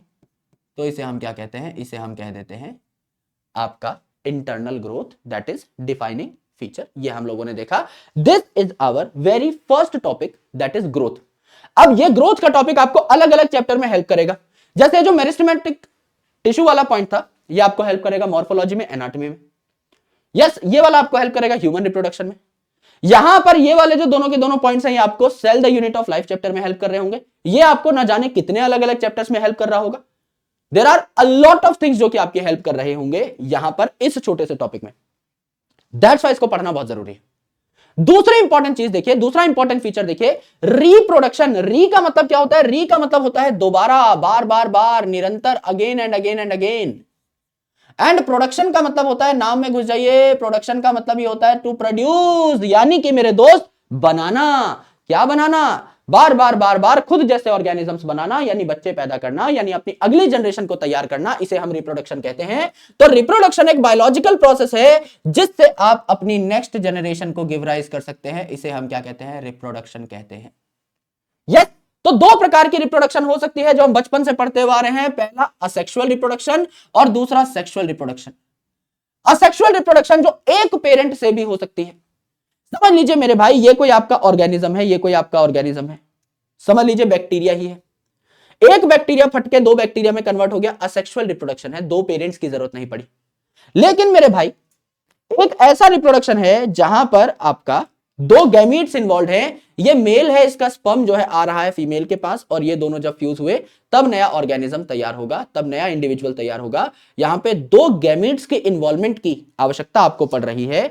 इसे हम कहते हैं क्या? Sexual reproduction. तो यहां पर अगर सेक्सुअल रिप्रोडक्शन की आप बात करें तो एक मेल और एक फीमेल गैमीट पास पास आ रहे हैं, तो आपका यूजुअली ये जो गैमीट्स होते हैं ये अलग अलग पेरेंट के होते हैं। जैसे अगर आप मेल फीमेल की बात करें ह्यूमंस में ही, तो फीमेल के अलग थोड़े कैरेक्टर्स हैं, थोड़े अलग फीचर्स हैं। फीमेल की आंखें अलग कलर की होंगी, बाल अलग कलर के होंगे, डिफरेंट ट्रेट्स हैं। हमारे भी डिफरेंट ट्रेट्स हैं। जब हमारे गैमेट्स मिलेंगे तो अल्टीमेटली जो बच्चा तैयार होगा उसमें भी वेरिएशंस होंगे। जैसे आप 100% अपनी मम्मी या अपने पापा जैसे नहीं दिखते, यू आर यूनिक, इसीलिए आपका आधार कार्ड अलग बना है। वरना मम्मी पापा वाले से ही काम चला लेते, भैया मैं तो मम्मी पे गया हूं पूरा 100%, देख लो डीएनए भी पूरा 100% मम्मी पे गया है। नहीं भाई, यू आर डिफरेंट।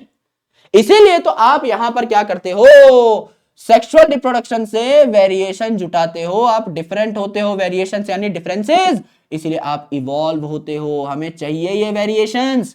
जितने वेरिएशंस आएंगे उतनी अडेप्टेशंस ज्यादा होती चली जाएंगी, उतना बेहतर अडेप्ट कर पाओगे, उतना ही आप में बुरी परिस्थितियों को झेलने का साहस ज्यादा आएगा, उतना ही आप इवॉल्व करते हुए चले जाओगे। इसीलिए it is very important to have variation, इसीलिए sexual reproduction is very important. दूसरी इंपॉर्टेंट चीज है असेक्सुअल रिप्रोडक्शन। अब एक ही पेरेंट के फटने से दो ऑर्गेनिज्म बने हैं, तो दोनों ऑर्गेनिजम्स में पेरेंट के ही तो गुण हैं, सेम पेरेंट के ही गुण हैं, तो ये दोनों बच्चे जो हैं आपस में भी सिमिलर होंगे क्योंकि एक ही पेरेंट से आए हैं, और पेरेंट से भी सिमिलर होंगे कि पेरेंट के फटने से ही बने हैं।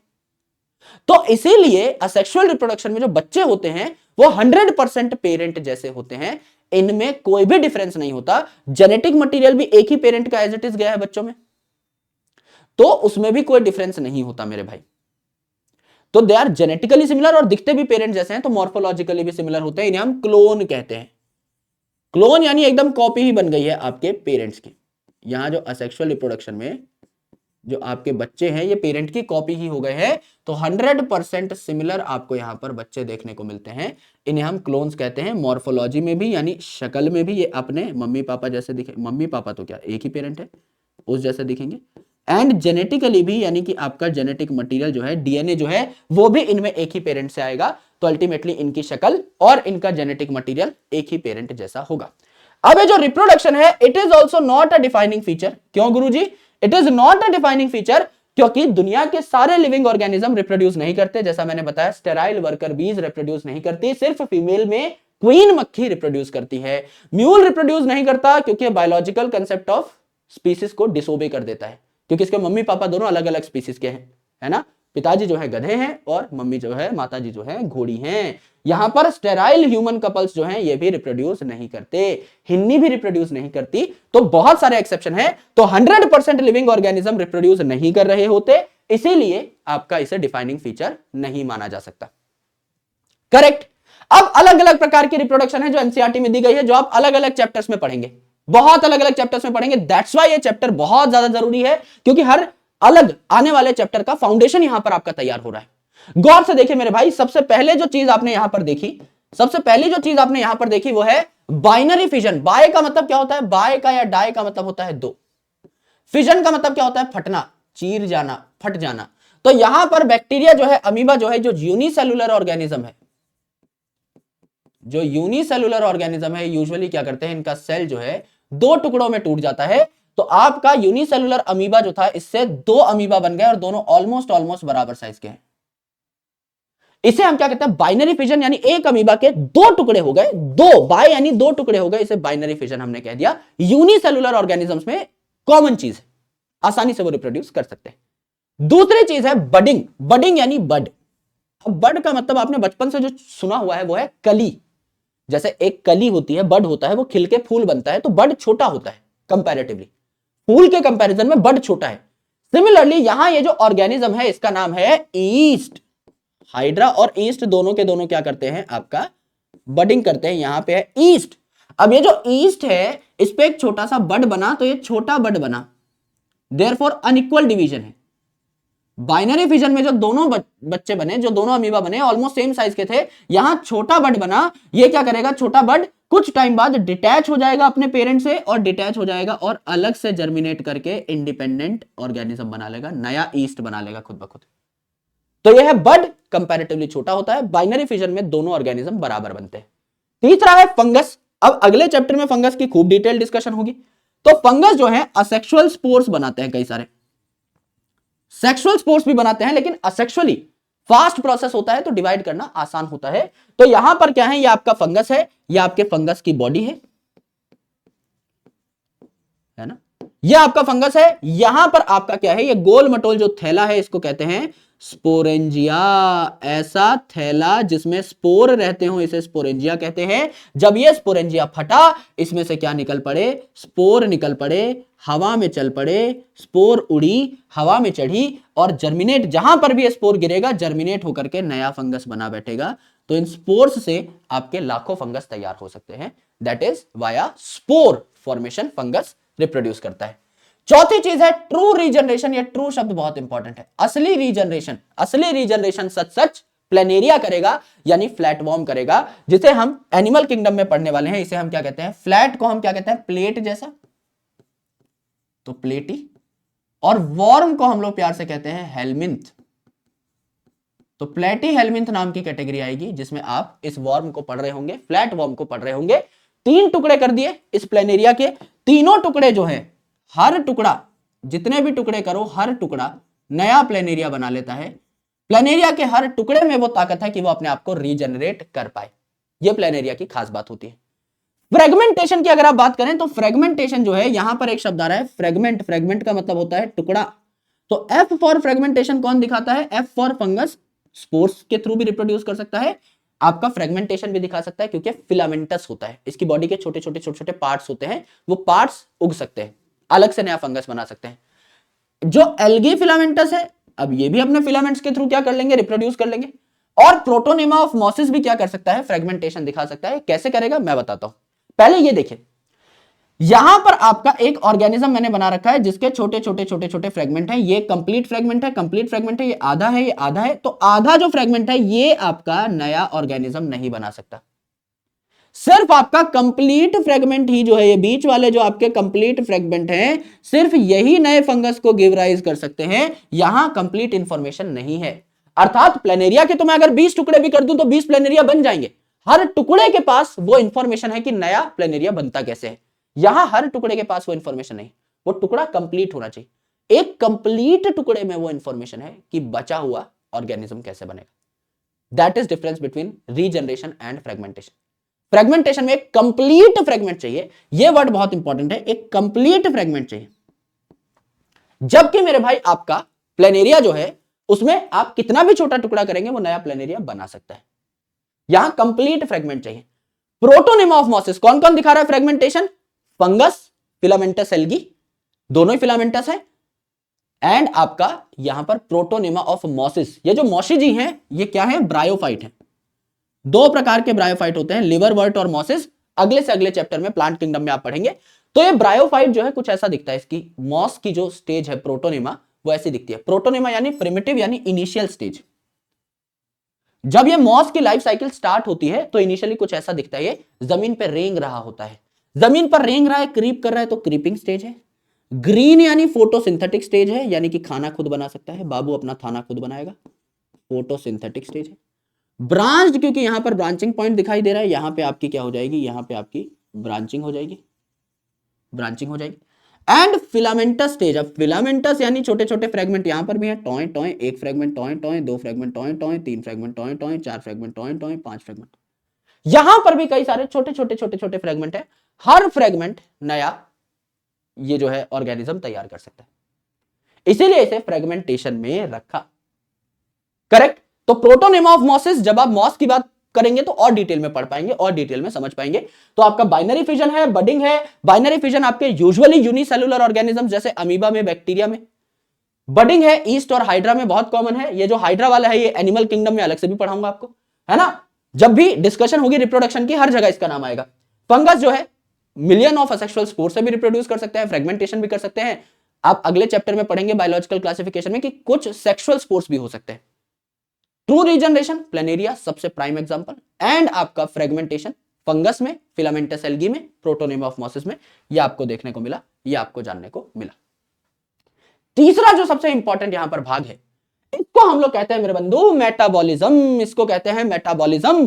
तो मेटाबॉलिज्म जो है इसका मतलब क्या था, हमारी बॉडी में होने वाले, किसी ऑर्गेनिज्म की बॉडी में होने वाले सारे रिएक्शंस का sum total of all chemical reactions is called as metabolism. All chemical reactions, मेरी बॉडी में अभी हजारों रिएक्शन चल रहे हैं, मैं अपने हाथों को भी मूव कर रहा हूं, मैं चल भी रहा हूं, मैं बोल भी रहा हूं, मैं सोच भी रहा हूं, मेरे हाथ में पेन भी है, मैं लिख भी रहा हूं, मैं दिमाग में प्रोसेस भी कर रहा हूं, सारी की सारी चीजें चल रही हैं। मैंने सुबह हल्की फुल्की चाय पी थी, उस चाय को भी मेरी बॉडी पचा रही है। There are hundreds of things which are currently going in my body. मेरा दिल भी धड़क रहा है, मैं सांस भी ले रहा हूं, सांस लेने के थ्रू ऑक्सीजन जो मेरी बॉडी में आ रहा है, मेरा दिल जो है ब्लड पंप करके उस ऑक्सीजन को भी अलग अलग सेल्स तक पहुंचा रहा है। बहुत सारी चीजें मेरे शरीर में चल रही हैं इस टाइम पर। सारे केमिकल रिएक्शंस, जो केमिकल रिएक्शंस एंजाइम्स के थ्रू जो हो रहे हैं, इन सारे प्रोसेसेस के दौरान वो मेटाबॉलिक रिएक्शंस हैं। तो bodies of living organism are formed up of various chemical. हम कुछ नहीं है, केमिकल ढांचा है और कुछ नहीं। सो ये केमिकल्स एक प्रकार के केमिकल से दूसरे प्रकार के केमिकल में कन्वर्ट होते रहते हैं। तो सम total of all chemical reactions, जितने भी आपके केमिकल रिएक्शंस हैं जो आपकी बॉडी में हो रहे हैं, इनके सम को आपने मेटाबॉलिज्म कहा। तो दो प्रकार के रिएक्शन हो सकते हैं यहां पर, एक काटने वाले रिएक्शन यानी किसी बड़ी चीज को छोटी चीज में तोड़ने वाले रिएक्शन, काटाबॉलिज्म। काटाबॉलिज्म, काटा मार दिया, चीजों को काट दिया, काटाबॉलिज्म, चीजों को काटा। बड़ा मॉलिक्यूल था, छोटे मॉलिक्यूल में कन्वर्ट कर दिया, इसीलिए आप इसे क्या कह सकते हैं, इसे आप कह सकते हैं डिग्रेडेटिव रिएक्शन। डिग्रेड करता है, किसी चीज को काटता है, ब्रेकडाउन रिएक्शन भी कह सकते हैं। तो कैटाबॉलिज्म क्या करता है, बेसिकली ब्रेकडाउन करता है, ब्रेकडाउन करता है। एंड दूसरे जो इंपॉर्टेंट चीज है यह है आनाबॉलिज्म। एक दूसरे के पास बुला रहे हैं, छोटा वाला इसको कहता है ए भाई आना आना आना, मिलके कुछ बड़ा बनाते हैं, आनाबॉलिज्म, आना आना, सब पास आ जाते हैं, आनाबॉलिज्म, है ना। तो ये पास आकर के बड़ा एक केमिकल बना लेते हैं, तो इन्हें सिंथेटिक रिएक्शन कहा जाता है। ये सिंथेसाइज कर रहे हैं, कुछ बड़ा मॉलिक्यूल बना रहे हैं। तो किसी बड़े मॉलिक्यूल को काट डाला, काटाबॉलिज्म। छोटे मॉलिक्यूल ने आपस में एक दूसरे को बुला के बड़ा मॉलिक्यूल तैयार किया, एनाबॉलिज्म। अब बॉन्ड तोड़ रहे हैं, किसी गुल्लक को फोड़ा, पैसा रिलीज हो गया जितना भी उस गुल्लक में था। सिमिलरली एक बड़े मॉलिक्यूल को तोड़ा, उसके बॉन्ड टूटे, एनर्जी रिलीज हो गई। एनर्जी रिलीज यानी एक्सोथर्मिक रिएक्शन यानी एक्सर्गोनिक रिएक्शन, एक्स एक्स का, कि एनर्जी जो है एग्जिट हो गई, बाहर निकल गई, है ना। जैसे प्रोटीन को तोड़ा अमीनो एसिड बनाने के लिए, अमीनो एसिड के जुड़ने से, बार बार जुड़ने से, अलग अलग अमीनो एसिड के जुड़ने से प्रोटीन बनता है। तो प्रोटीन को तोड़ोगे तो अमीनो एसिड रिलीज, छोटे छोटे अमीनो एसिड को जोड़ करके प्रोटीन भी बना सकते हो। तो छोटे छोटे मॉलिक्यूल से बड़ा मॉलिक्यूल बना रहे हो, बॉन्ड बना रहे हो, कोई चीज तैयार कर रहे हो, बिल्ड कर रहे हो, एनर्जी डालनी पड़ेगी, तो एनर्जी इज यूटिलाइज, तो एंडोथर्मिक रिएक्शन है। तो एंडरगोनिक रिएक्शन, एंडोथर्मिक कोई एंडरगोनिक कहा, एक्सोथर्मिक कोई एक्सर्गोनिक कहा, नाम से ही पता लगता है। तो मेटाबॉलिज्म एक डिफाइनिंग फीचर था, क्योंकि दुनिया के सारे लिविंग ऑर्गेनिजम्स में मेटाबॉलिक रिएक्शन होते हैं, और कोई भी नॉन लिविंग चीज ऐसी नहीं है जिसमें खुद से मेटाबॉलिज्म हो जाए। तो this is a concrete difference between living and non living. सीधा सीधा डिफरेंस आपको यहां पर पता लग जाता है, लिविंग और नॉन लिविंग के बीच में मेटाबॉलिज्म एक बहुत ही ज्यादा प्यारा फीचर है। अब मेरे भाई बात करते हैं हम लोग एक टेस्ट ट्यूब की, समझ लीजिए मेरे पास एक टेस्ट ट्यूब है, समझ लीजिए एक ग्लास है, इस बोरोसिल ग्लास को मैं थोड़ी देर टेस्ट ट्यूब कंसिडर कर लेता हूं। अगर इस टेस्ट ट्यूब में मैं कोई रिएक्शन करा रहा हूं और मैंने एंजाइम इसमें डाल दिया है, केमिकल इसमें डाल दिया है, मैंने सारी कंडीशंस दे दी हैं, प्रॉपर टेम्परेचर, प्रॉपर जितना मेरी बॉडी में कोई कंडीशन है वो पूरी कंडीशन मैंने इसको दे दी है। यानी मेरी बॉडी में जो तापमान है, जो पीएच है, वो सारी कंडीशन मैंने इस ग्लास को दे दी और इसमें रिएक्शन करने के लिए एंजाइम भी डाल दिया। क्या एक रिएक्शन मैं इस ग्लास में करवा लूंगा? आराम से करवा लूंगा। क्या वो रिएक्शन सेम टू सेम वैसा ही होगा जैसा मेरी बॉडी में होता है? बिल्कुल, सारी कंडीशन सेम है, रिएक्शन सेम है। तो ये जो रिएक्शन है इसको मैं क्या कह सकता हूं? एक लिविंग रिएक्शन कह सकता हूं। ये भी सेम मेटाबॉलिक रिएक्शन है जैसा मेरी बॉडी में होता है। तो अगर मैं कोई मेटाबॉलिक रिएक्शन अपनी बॉडी के बाहर कराता हूं टेस्ट ट्यूब में, उसे मैं कहता हूं इन विट्रो रिएक्शन।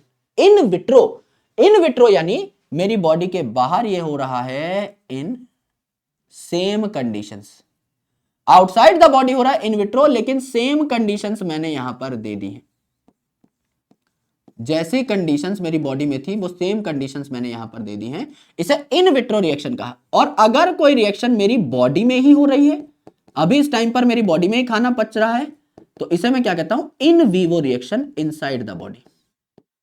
तो मेरी बॉडी में ही कोई रिएक्शन हो रहा है, इट इज इन वीवो, और मेरी बॉडी के बाहर कोई रिएक्शन में करा रहा हूं टेस्ट ट्यूब में, इट इज इन विट्रो।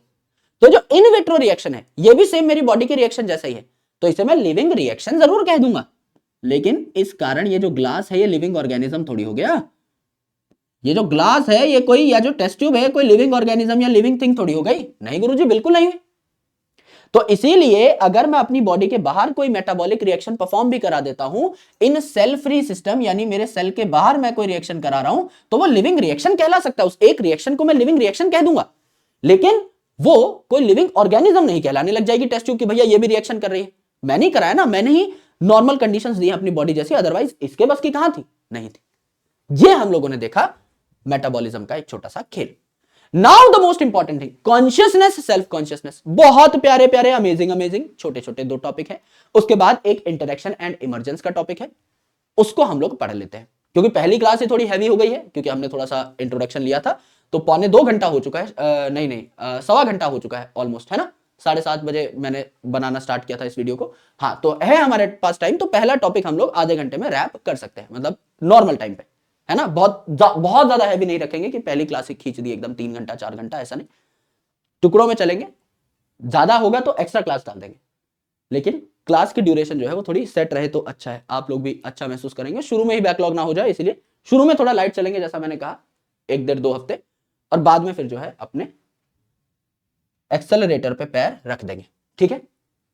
ये हमने देखा, आराम से देखिए कॉन्शियसनेस, ठीक है। What is consciousness? कॉन्शियसनेस का मतलब दो चीजों से कॉन्शियसनेस डिफाइन होती है। कॉन्शियसनेस के दो पार्ट है, एक द एबिलिटी टू सेंस, अपने एनवायरमेंट में जितने भी चेंजेस हो रहे हैं, टेम्परेचर बढ़ रहा है, टेम्परेचर घट रहा है, लाइट तेज है, सनलाइट की बात कर रहा हूं मैं, सनलाइट तेज है, सनलाइट धीमी है, सारी चीजें अगर आप सेंस कर रहे हैं, पानी की कमी है, पानी ज्यादा है, if you are sensing any change in the environment, in the atmosphere, that is sense वाला पार्ट। अब आपने सेंस कर लिया है तो कुछ उखाड़ोगे भी, सिर्फ सेंस करने से तो काम नहीं चलेगा कि हाँ भैया मेरे को पता लग गया है पानी कमी है। भाई तुमने क्या किया, ये भी तो बहुत जरूरी है। But have you done in response, वो भी बहुत जरूरी है। तो कॉन्शियसनेस के दो भाग होते हैं मेरे भाई। तो कॉन्शियसनेस टेक्निकली कॉम्प्लिकेटेड और मोस्ट ऑब्वियस, किसी को जिंदा रहना है तो अपने आसपास की चीजों को समझना ही पड़ेगा, तो मोस्ट ऑब्वियस फीचर है और कॉम्प्लिकेटेड फीचर है, इसलिए इसको बाप फीचर कह दिया, सब फीचर्स का बाप कह दिया कॉन्शियसनेस को। वेरी कॉम्प्लिकेटेड फीचर, अभी आप समझोगे तो आपको आइडिया लगेगा। तो दुनिया के जितने भी लिविंग ऑर्गेनिज्म है ये कॉन्शियस होते हैं, एक भी एक्सेप्शन नहीं है। Therefore it is defining feature, इसीलिए इसको हमने डिफाइनिंग की कैटेगरी में रखा था, सेलुलर ऑर्गेनाइजेशन को, आपके मेटाबॉलिज्म को और कॉन्शियसनेस को। तो पहले आप क्या करते हो, सबसे पहले आप सेंस करते हो एनवायरमेंट में होने वाले चेंजेस को, और फिर आप रिस्पॉन्ड करते हो टुवर्ड्स डिफरेंट सिग्नल्स और डिफरेंट स्टिमुलस, यानी आप फिर क्या करते हो, रिस्पॉन्ड करते हो अलग अलग स्टिमुलस या अलग अलग सिग्नल्स के प्रति कि क्या हुआ है एग्जैक्टली।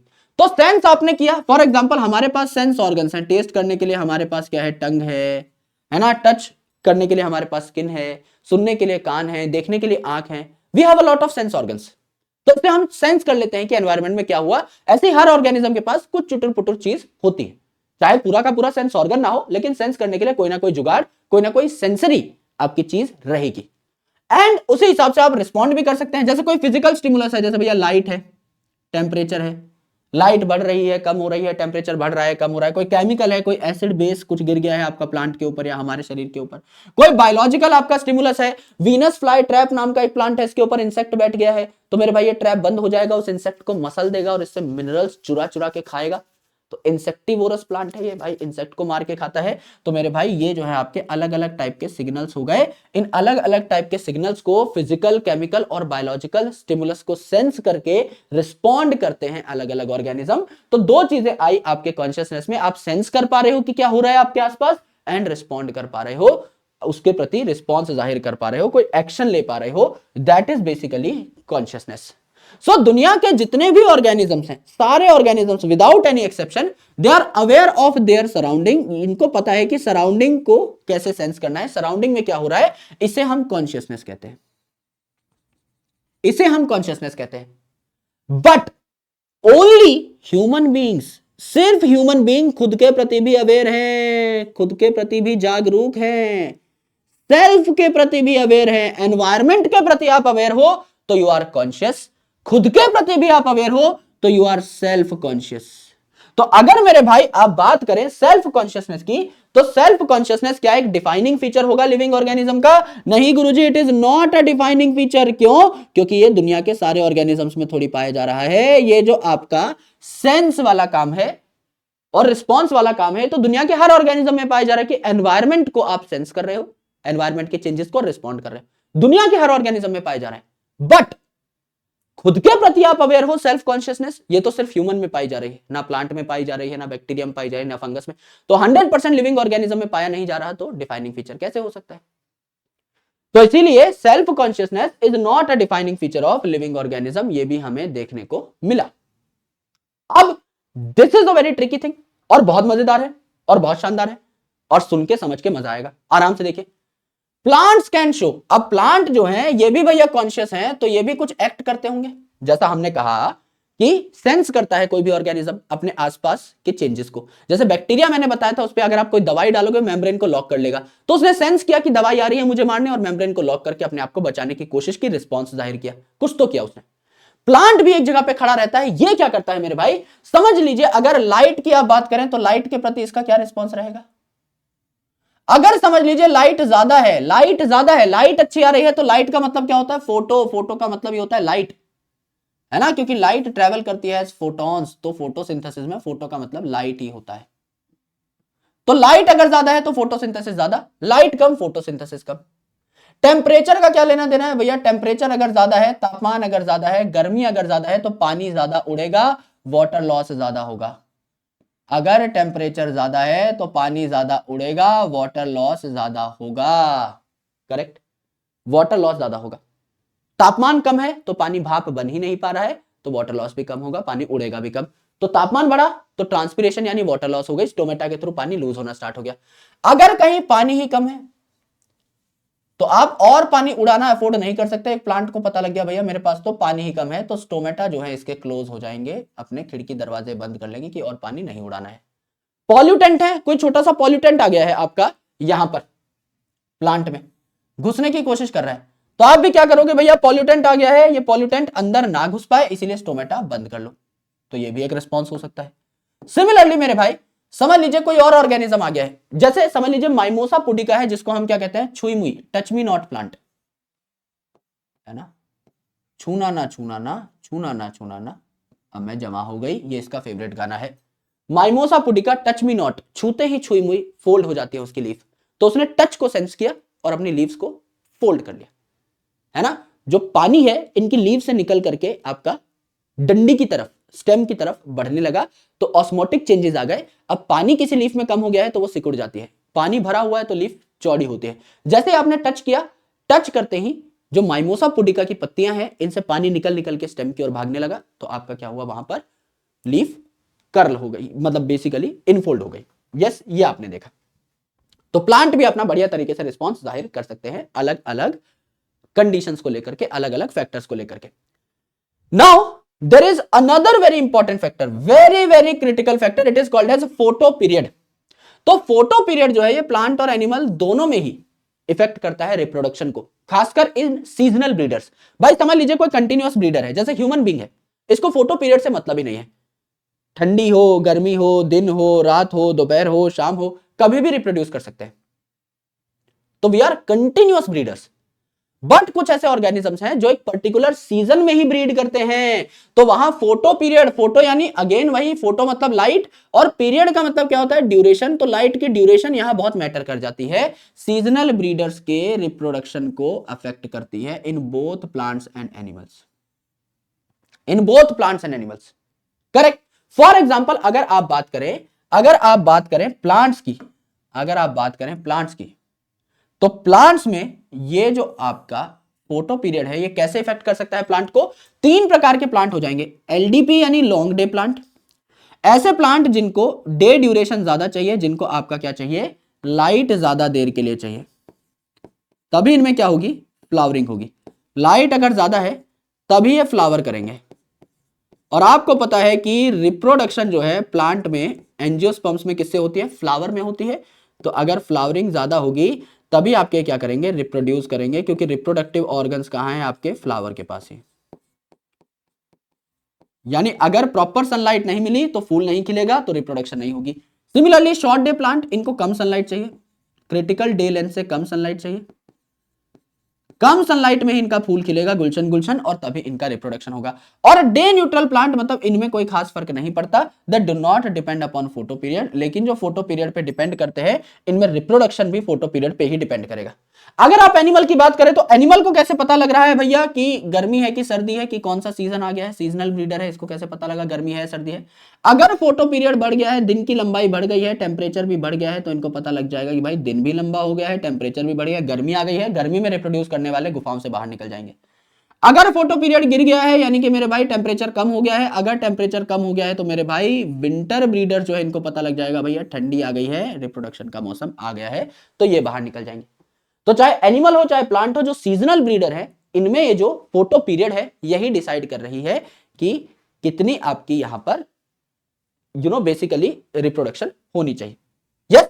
अब एक स्पेशल केस आता है कोमा पेशेंट का, कि कोमा पेशेंट जो होते हैं वो जिंदा तो होते हैं, दे आर बेसिकली लिविंग, लेकिन they can come back to normal life also. लेकिन अभी जब ये बेड रिडन है, जब ये बेड पे सोए हुए हैं, बीमार चल रहे हैं, हॉस्पिटलाइज्ड है, तो उनके कई सारे ऑर्गन्स को मशीन से सपोर्ट किया गया है।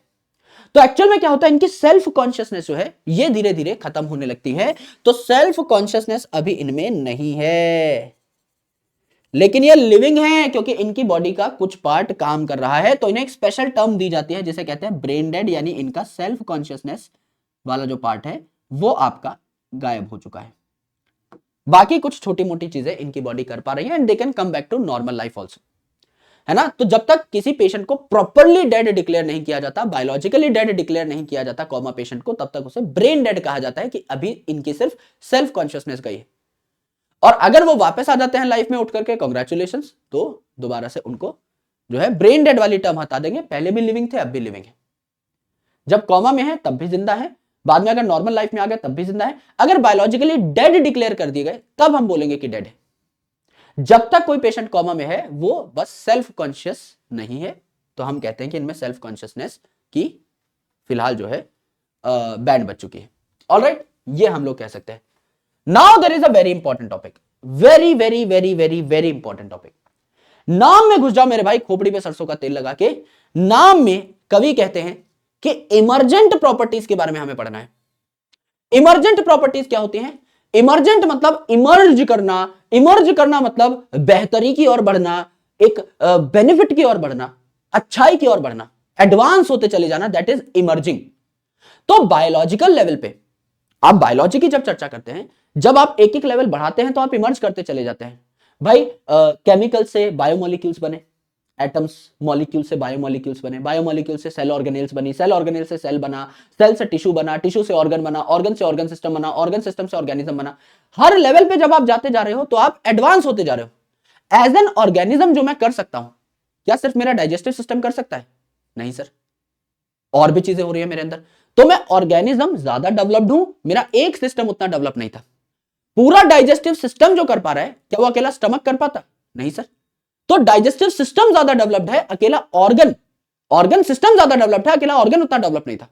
स्टमक एज एन ऑर्गन जो कर पा रहा है, क्या वो उसके अलग अलग टिश्यूज अकेले अकेले कर पा रहे थे? नहीं कर पा रहे थे। जब मिले, जब इनका संगठन हुआ, तब इन्होंने एक बेटर चीज बनाई। तो बायोलॉजी में जब भी आप हायर लेवल पे जाते हो, लोअर लेवल की चीजें इंटरेक्ट करती हैं, एक दूसरे से जुड़ती हैं, एक संगठन बनाती हैं और बेहतरी की ओर बढ़ती हैं। इसे हम कहते हैं इंटरेक्शन एंड इमरजेंस। नीचे के लेवल की चीजें इंटरेक्ट करेंगी, हायर लेवल की चीजें बनाती जाएंगी, फिर वो चीजें इंटरेक्ट करेंगी और हायर लेवल की चीजें बनेंगी, फिर वो चीजें इंटरेक्ट करेंगी और हायर लेवल की चीजें बनेंगी, और ऐसे करते करते टिक टिक टिक टिक करते करते आप हायर लेवल की चीजें बनाते रहते हैं। So all living processes are due to underlying interaction. Underlying यानी नीचे, यानी एट लोअर लेवल, यानी हायर लेवल पे जो भी बनता है वो लोअर लेवल की चीजों में इंटरेक्शन की वजह से बनता है, और लोअर लेवल की चीजें जब इंटरेक्ट करती हैं तो ही हायर लेवल की चीजें बनती हैं। यानी things at lower biological level interacts, छोटे लेवल की चीजें, छोटी बातचीत होगी पहले, आपस में चीजें इंटरेक्ट करेंगी एंड ज्यादा डेवलप्ड अगला लेवल आपका तैयार होगा। फॉर एग्जाम्पल बायोमोलिक्यूल्स ने इंटरेक्ट किया तो कुछ ऑर्गेनेल्स बनाई, ऑर्गेनेल्स जो हैं they are better than biomolecules. Similarly organelles ने सेल बनाया, cell are better than organelles. Cells ने इंटरेक्ट करके टिश्यू बनाया, tissues are better than cell. Tissues ने इंटरेक्ट करके ऑर्गन बनाया, organ are better than tissues. Organ ने इंटरेक्ट करके ऑर्गन सिस्टम बनाया, they are better than organ. And organ system ने इंटरेक्ट करके ऑर्गेनिज्म बनाया, ये आपका सबसे हायर लेवल का है, सबसे प्रोफाउंड लेवल का है। तो बायोमोलिक्यूल्स उतने एडवांस नहीं थे, ऑर्गेनेल्स ज्यादा एडवांस थी, सेल और ज्यादा एडवांस थे, टिश्यूज और ज्यादा एडवांस थे, एंड सो ऑन। ऐसे करके गाड़ी अपनी आगे चलती रही, आगे बढ़ती रही। हर बार छोटी चीज इंटरेक्ट करके और बड़ी चीज बनाती गई, इंटरेक्ट करके और बड़ी चीज बनाती गई, इंटरेक्ट करके और बड़ी चीज बनाती गई, यानी इंटरेक्ट करती गई, इमर्ज करती गई, बेहतर होती गई, इंटरेक्ट करती गई, इमर्ज होती गई, interact emerge, interact emerge, interact emerge, interact emerge. इसलिए कहा इंटरेक्शन से ही आगे चल के, लोअर लेवल पे इंटरेक्शन से ही आगे चल के इमर्जेंट प्रॉपर्टीज आती हैं। ये हमने देखा, ये हमने सीखा। इतनी बात हमको समझ में आई, इतनी बात हमको पकड़ में आई। सो नाउ अभी हम लोगों ने सारे कैरेक्टरिस्टिक और डिफाइनिंग फीचर्स के बारे में चर्चा कर ली है। इन सारे फीचर्स के बेसिस पे हम लोग एक डेफिनेशन तैयार करेंगे लिविंग ऑर्गेनिज्म की। एक डेफिनेशन तैयार करेंगे लिविंग ऑर्गेनिज्म की, कि लिविंग ऑर्गेनिज्म क्या है? सेल्फ रेप्लिकेटिंग, रेप्लिकेटिंग मतलब रेप्लिका बनाना यानी copy banana. So they can basically reproduce. पहला, खुद की भी कॉपी बना सकते हैं, they can reproduce, and they can replicate there DNA. अपने जेनेटिक मटेरियल को भी ये रेप्लिकेट कर सकते हैं, रेप्लिकेट देयर जेनेटिक मटेरियल, अपने जेनेटिक मटेरियल को भी ये क्या कर सकते हैं? रेप्लिकेट कर सकते हैं। करेक्ट है, एकदम करेक्ट है। इवॉल्विंग, इवॉल्व करते हैं भैया, सेक्सुअल रिप्रोडक्शन अगर ये कर रहे हैं, इवॉल्व करेंगे, अडेप्ट करेंगे, बेटर बनते चले जाएंगे with time, therefore become better. Self replicating, evolving, self regulating, अपने आप को रेगुलेट भी कर सकते हैं, अपने अंदर होने वाले जो सारे की सारी चीजें हैं उनको कंट्रोल भी कर सकते हैं, है ना। कोई चीज ज्यादा है तो उसको कम भी कर सकते हैं। फॉर एग्जाम्पल अगर मैं एक एग्जाम्पल दूं, आपके ब्लड में शुगर लेवल अगर बढ़ गया है तो आप क्या करोगे? इंसुलिन नाम का हार्मोन तैयार कर लोगे जिससे शुगर लेवल कम हो जाएगा। यानी आपकी बॉडी का ध्यान रखने का काम भी आपका ही होता है कि आपके लिए सही है कि आपके लिए गलत है। नॉर्मली वो भी उस प्रकार से बॉडी आपकी तैयार होती है, तो आप रेगुलेट भी कर पाते हो। इंटरैक्टिव सिस्टम, एक दूसरे से हम लोग इंटरैक्ट करते हैं, interactive systems. And capable of responding to external stimulus, यानी एक्सटर्नल स्टिमुलस जो है, सिग्नल्स जो है, इन पे आप क्या करते हो? रिस्पॉन्ड भी करते हो, यानी कॉन्शियस भी हो, सेंस करते हो और रिस्पॉन्ड भी करते हो। तो आपके अंदर क्या है? कॉन्शियसनेस भी है। ये भी हम लोगों ने देखा है ना। इंटरैक्टिव सिस्टम यानी इंटरैक्ट भी करते हैं आपस में भी, बॉडी के जो पार्ट्स हैं वो भी आपस में इंटरैक्ट करते हैं। तो इंटरैक्ट एंड इमर्ज करते हैं, जो ऊपर लिखा हुआ है। लोअर लेवल पे चीजें इंटरैक्ट करती हैं एंड हायर लेवल पे इमर्ज करती हुई चली जाती हैं। ये भी आपने देखा, ये भी आपने सीखा। This is the definition of your, आए 2 स्लाइड सेम सेम आ गए। हाँ, this is the definition of your living organism, yes, कि they are self replicating, evolving, self regulating, interactive system capable of responding to external stimulus. Self replicating, evolving, self regulating, ऐसे याद कर लो, self replicating, self regulating दोनों एक जैसे हैं, evolving, interacting and stimulus को रिस्पॉन्ड कर सकते हैं। 5 चीजें हमने यहां पर, अभी पेन गिर गया भैया, ये हम लोगों ने देखा। एनसीईआरटी क्रक्स, यानी एनसीईआरटी में कुछ छोटी मोटी बातें जो बीच में छूट जाती हैं, तो ये मैं पुरानी एनसीईआरटी की बात कर रहा हूं। अब मेरे दोस्त यहां पर मैं आपको अपने टेलीग्राम चैनल पर, टेलीग्राम चैनल दिखा देता हूं, मैं आपको टेलीग्राम चैनल पर ना एनोटेटेड एनसीईआरटी डेली बेसिस पे देता रहूंगा। ये हमारा क्यूआर है, यहां पे जुड़ जाइए for practice sheets as well as for annotated NCERT and notes, ठीक है। तो यहां पर क्या है, आपको मैं एनोटेटेड एनसीईआरटी दे दूंगा, तो जिन लोगों को अभी ये कंटेंट लग रहा है कि out of NCERT, out of NCERT है, नहीं है, नीट के सिलेबस में है, और मैंने पहले भी बता दिया था, बट स्टिल एक बार आपकी जानकारी के लिए दोबारा बताने में मुझे कोई तकलीफ नहीं है। ये सारी चीजें आपके सिलेबस के अंदर हैं, सिलेबस का पार्ट है, तभी पढ़ा रहा हूं। बेवकूफ थोड़ी आगे बढ़ सकता हूं ना, पहले दिन ही टाइम पास करने का इरादा थोड़ी है मेरा, किसी भी दिन नहीं होता वैसे तो, बट स्टिल। तो एनसीईआरटी की कुछ बातें हैं जो छुपी हुई हैं, उन बातों को भी हम लोग निकाल लेते हैं और उनको भी एक बार देख लेते हैं। भाई पहली बात, living world is very diverse. गुरुजी ये तो हमें पता है, living world is very diverse. कितना डाइवर्स भैया? लिविंग वर्ल्ड इतना डाइवर्स है कि 1.7 टू 1.8 मिलियन स्पीसीज आज तक हम लोगों ने आइडेंटिफाई कर ली। 1.7 to 1.8 million species are identified till date. आज तक हम लोगों ने इतनी सारी स्पीसीज को आइडेंटिफाई कर लिया है बढ़िया तरीके से। करेक्ट है, एकदम करेक्ट है। अब लिविंग ऑर्गेनिजम्स जो है ये फ्लोरिश करते हैं इन ऑर्डिनरी यानी normal habitat as well as in extraordinary habitat, यानी ऐसी जगह जहां हमें लगता है कि लाइफ नहीं पाई जा सकती है, वहां भी आपके लिविंग ऑर्गेनिज्म हमें देखने को मिलते हैं। इन एक्स्ट्रा ऑर्डिनरी हैबिटेट में पाए जाने वाले ऑर्गेनिजम्स को हम क्या कहते हैं? एक्सट्रीमोफाइल्स। ये हम अगले चैप्टर में पढ़ेंगे। एक्सट्रीमोफाइल्स, एक्सट्रीमो यानी एक्सट्रीम कंडीशंस यानी हार्श कंडीशंस, एंड फाइल का मतलब होता है लविंग, यानी हार्श कंडीशन को प्यार करने का काम करते हैं। लविंग है तो मेरे भाई इसे हम क्या कहते हैं? Archie bacteria. Archie bacteria, Archie bacteria usually खतरों के खिलाड़ी होते हैं, हाई टेम्परेचर पे भी पाए जा सकते हैं, तो इन्हें कहेंगे थर्मोफिल। थर्मोमीटर टेम्परेचर आपने काम आता है, तो टेम्परेचर से संबंधित है थर्मो शब्द, तो थर्मोफिल टेम्परेचर, हाई टेम्परेचर पे रह सकते हैं। एसिडोफिल हाई एसिडिक कंडीशन पे रह सकते हैं। Barophile, barometer is to measure the pressure, high pressure पे रह सकते हैं। हेलोफिल, हेलो मतलब सॉल्ट होता है, तो हाई सॉल्टी कंडीशन में रह सकते हैं। यस, तो एक्सट्रीमोफिल भी हो सकते हैं, यानी ऐसी जगह जहां आपको लगता है कि जीवन का होना संभव ही नहीं है, वहां पर भी आपको बल्ले बल्ले भंगड़ा पाते हुए दिख जाएंगे आपके कौन? एक्सट्रीमोफाइल्स। एक्स्ट्रा ऑर्डिनरी हैबिटेट में भी देख सकते हैं आप इनको। Some organisms can't be seen by naked eyes, यानी आपके कुछ ऑर्गेनिजम्स तो ऐसे हैं जिनको आप नेकेड आई से देख ही नहीं सकते, इन्हें क्या कहते हैं हम लोग? माइक्रोब्स या माइक्रो ऑर्गेनिजम्स। माइक्रोब्स या माइक्रो ऑर्गेनिजम्स, नाम से ही पता लग रहा है माइक्रो यानी बहुत छोटे, जिनका साइज ही माइक्रोमीटर्स में होता है, इन्हें माइक्रो ऑर्गेनिजम्स कहा जाता है। They are seen by a device called microscope. Micro micro शब्द आ रहा है, सीन बाय माइक्रोस्कोप, एक ऐसा डिवाइस जिससे आप माइक्रो ऑर्गेनिजम्स को, माइक्रो चीजों को देख सकते हो, इसे आप माइक्रोस्कोप कहते हो। तो यूजुअली इनका साइज जो है कितना बड़ा होता है? Size usually in microns, size usually in microns, microns यानी माइक्रोमीटर में, राइट। तो एक माइक्रोमीटर कितना होता है? एक माइक्रोमीटर होता है 10⁻⁻⁶ मीटर, इतना होता है। करेक्ट। तो ये आपके माइक्रोब्स हो गए जो कि आपके आसपास पाए जाते हैं। फॉर एग्जांपल आपका बैक्टीरिया है,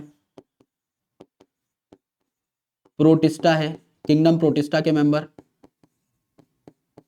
जो कि आपको अगले लेक्चर में और डिटेल में पता लगेंगे। तो ये यूनिसेलुलर होते हैं दोनों के दोनों ही, बैक्टीरिया भी प्रोटिस्टा भी। तो यूजुअली इनका साइज बहुत छोटा होता है, तो हमें नॉर्मल आंखों से दिखाई नहीं देते, दैट्स व्हाई इनको देखने के लिए माइक्रोस्कोप की जरूरत पड़ती है। Now the most important thing, एक ऐसी लाइन है जो एनसीईआरटी में छुपी हुई है कि आपके नेचर में, प्रकृति में इकोलॉजिकल कॉन्फ्लिक्ट और कॉपरेशन होता है। अब कॉन्फ्लिक्ट मैंने लाल से लिखा है, कॉन्फ्लिक्ट का मतलब है लड़ाई झगड़ा दंगा पंगा, यानी नेचर में ऐसी भी चीजें हैं जो कि एक दूसरे के विरुद्ध है। फॉर एग्जाम्पल टाइगर ईट्स या हंट्स डियर।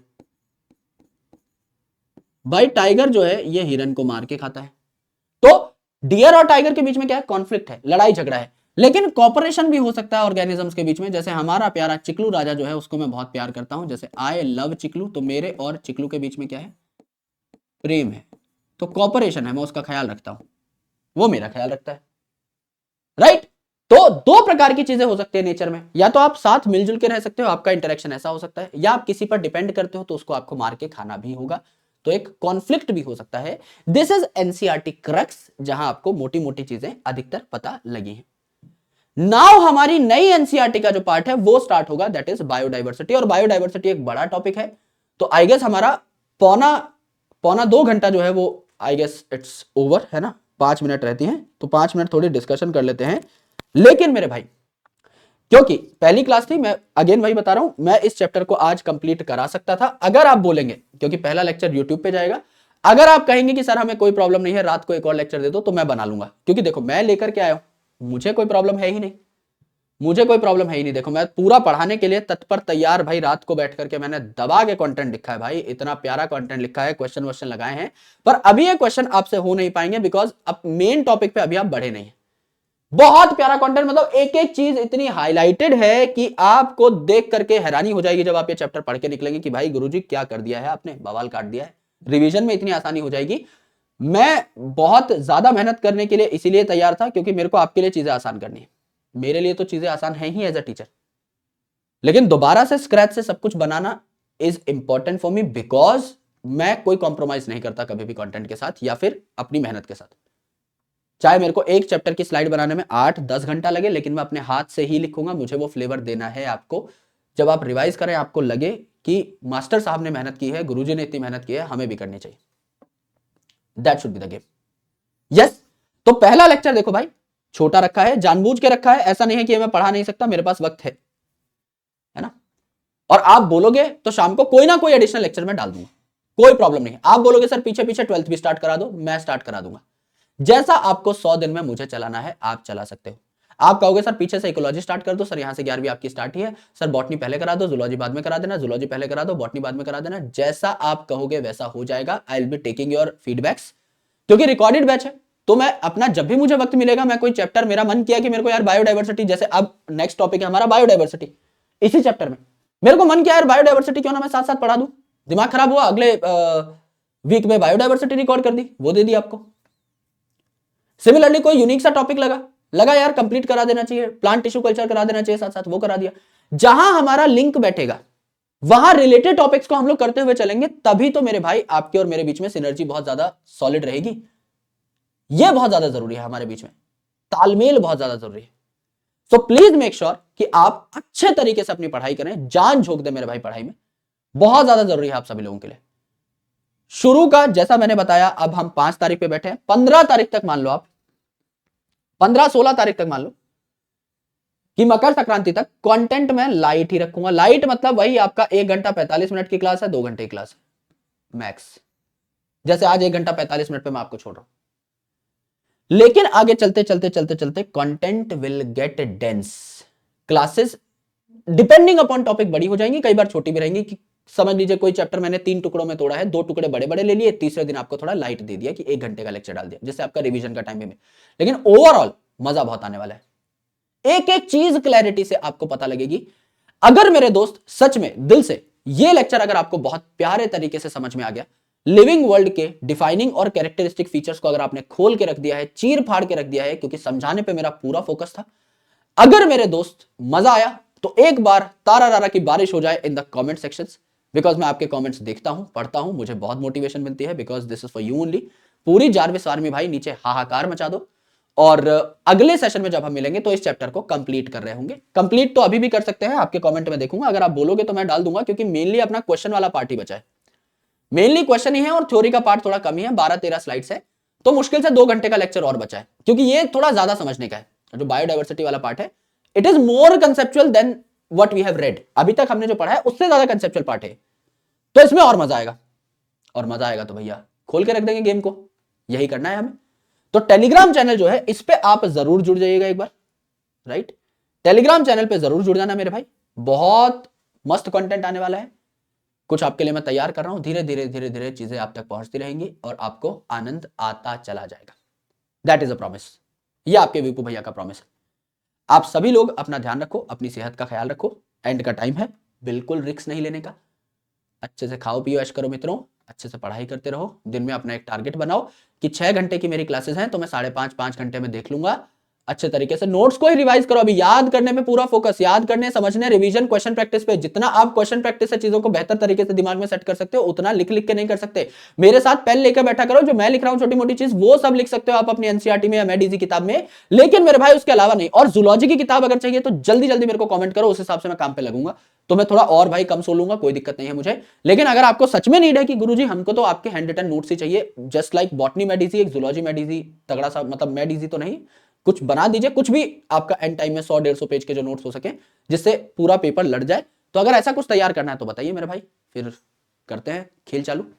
यस, आप सभी लोगों को बहुत बहुत शुक्रिया, लॉट्स ऑफ लव, जय हिंद, ख्याल रखो, प्यार देते रहो, थैंक यू, बाय बाय। मिलता हूं अगले सेशन में जहां इस चैप्टर को कंप्लीट करेंगे, फिर बायोलॉजिकल क्लासिफिकेशन और प्लांट किंगडम स्टार्ट करेंगे, then animal kingdom, systematics unit को रैप कर देंगे आने वाले कुछ दिनों के अंदर अंदर, एंड देन बढ़ेंगे फिर स्ट्रक्चरल ऑर्गेनाइजेशन की ओर। लेक्चर में मजा आया तो नीचे कमेंट जरूर कर देना, मुझे आपके कमेंट्स का इंतजार रहेगा। Love you all, take care, मिलता हूं कल, बाय बाय।